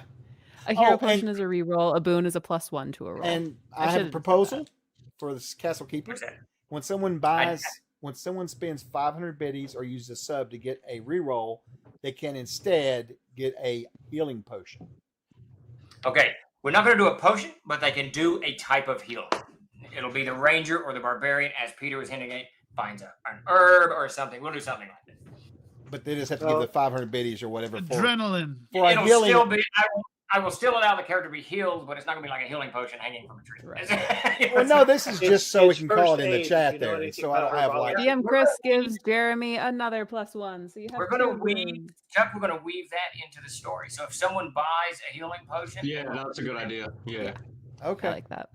yeah, we'll make it part of it. And I see Captain Kernite has a question. Hey, is this one of the C series modules or a more generic Dark and Bold adventure? This is definitely a generic adventure. However, I am using C2. No, C3. Sorry, I'm using C3 because that's got the maps. It's got Willow Break. It's got the South. And It's got all the stuff. That's that the I need. fourth So chapter, right? In the Beyond the Canopy, right, Green? It is now because there's a C0. Yes, you are correct. Right. Okay. All right. Yes. Yeah, all of that is contained beneath the Canopy Green that you get on the site, blah, blah, blah. Right. Okay. All right. Well, I'm Thank you gonna all set for us up supporting for. the channel. I'm gonna set us up for a raid, and we're gonna raid into Guild Superior. They're just got on. They're gonna be playing something over there. They've been running some CNC lately, so let's go see Dave and them. And what, my dear Charles, have we been playing today? Castles and Castles. Crusades. Hey, That's right. it's on Chuck's T-shirt. We should. I should all to get you, like, a t-shirts. big button. Yeah. You need a big button that's just an arrow pointing to the logo. Also, we've got some giveaways you to want a do. raffle? We have a raffle, yes, sir. Absolutely. I can't. I'm going to go over and close the raffle out. So get in if you want to. If you're on Twitch, it's going to be exclamation point. Well, it's going to be give us a follow, exclamation point raffle will get you in. And then we'll draw these 3 codes, and then we'll raid into Dave and company over at Guild Superior and hang out with them for a little bit. I love going As over Chuck is doing that, I want to thank all 5 of you for playing tonight. That was awesome. This was an awesome session. Thoroughly enjoyed it. And thank everybody for showing up. And Death Angel Shadow, a special thank you to you because I've got my ham radio stuff. Cool. Oh my god. Let's go. Yes, I'm going to get me one. I'm going to get Davis one at least so we can follow the aliens. Because I know he's anxious. Why would they communicate via ham? Do what? Why would they use radio waves for communication? I just want to talk to people that are in the wildest parts of the world looking for aliens. It's all Really, they'd be talking via like light particles or something almost like nearly not instant. aliens, so that would be fantastic. But You could pretend to be an alien to anyone that you come across. I just love the idea of an extraterrestrial using a CB radio. Breaker Just 1 tell 9. everybody you're John Teeter and you're from the future. There you go. As we Thank you determined, for the game, Steve. Thank you for GMing. Yeah, That thanks, was very Steve. fun. Yeah, we really you're appreciate very it. welcome. Fuck That you. was No, your I'm show. kidding. Thank you. All right, here we go. I'm going to get this pulled here, okay? You ready? First, there'll be a link pop up in the chat. That's to our Discord. You hop over there and see Scott. Obsidian Risk Very will give you a cool, code. yeah. These codes are just dollar amounts for tonight. So the first 2 will be for $15. I'm going to pull those now. First one's going to be for... Looks like Lando, the Arch Magi, purchaser of Dr. Peppers, has won. Congrats, W. Lando. Congrats. We love Lando around here. We do. All right, next. I do winner anyway. is He's going the only to one be- who has anything nice to say about the game that I made. So That's not true. That's not true. He does promote it. He does promote it and run it. Yeah. But, you know. Oh, Steve's excited. All right, here we go. Second winner is going to be Steve's very Darklight. excited. Congrats, Darklight. I know you're around here too. Very nice. Very nice. Our another huge last pull. pull will be for $25 on the store. Here we go for it. Booyah! Turbo KKV. Oh my God. All right, congrats, Turbo. Good to see you win. That's awesome. That's awesome. All right, I'm going to set this right Well, up. I can when play we that get game out of too. here. Do what? Yeah, these are all from his ham radio buddies. Oh wow. This is tons of, and I'm gonna get. Kathy's just gonna be in a living nightmare, and that's my wife. That's what we descended to. Here's a bunch of construction code. It's about 2,000 pages of law. We almost Yeah. needed that. Yeah. I know, I read it. Okay. Thank you all. Thank you everybody for showing up tonight. We sure appreciate it. Archaeology. We will be back next Thursday. Yep, Same next time. Thursday. I'll be back in the morning with my morning stream. We'll give some updates, talk some more about the stuff I'm working on, and then we'll get over the weekend. Grace will be back doing her. She's Oh, yeah, doing that's some more cool. fiction reading again on Monday nights. Come give her a Finally. watch. Well, no, it's great. I'm so excited because now I get something to listen to, right? I love it. And yeah, we'll be back then. So thanks everybody for coming. We're going to Raid the Guild Superior. If you've never followed them, please give them a follow. We collaborate with them a lot. They're great folks. They did a lot of streams during Summer of Siege and just good people over there. So we really appreciate it. All right. Oh, Yes. that's right. And Happy Fucked New Up Year, Fridays tomorrow too. I forgot about that. Yes, Ooh, Tracy's yeah. gonna give you a bunch of pictures of the truck. That's right. tonight or Yeah. tomorrow. Oh yeah, the We're talking beast. about the beast. so The don't miss beast. it. That's right. We All all right, guys. Long-awaited episode. We're Well, gonna thank put y'all something so on Patreon much. tomorrow, too. I don't know what. All right, I'm going to leave you with the cyberpunk guy there as we get out of here. Thank you so much, everybody. We appreciate you. Have a good night. And Trolls Eye. Really cool. Oh, we'll see you again. All right.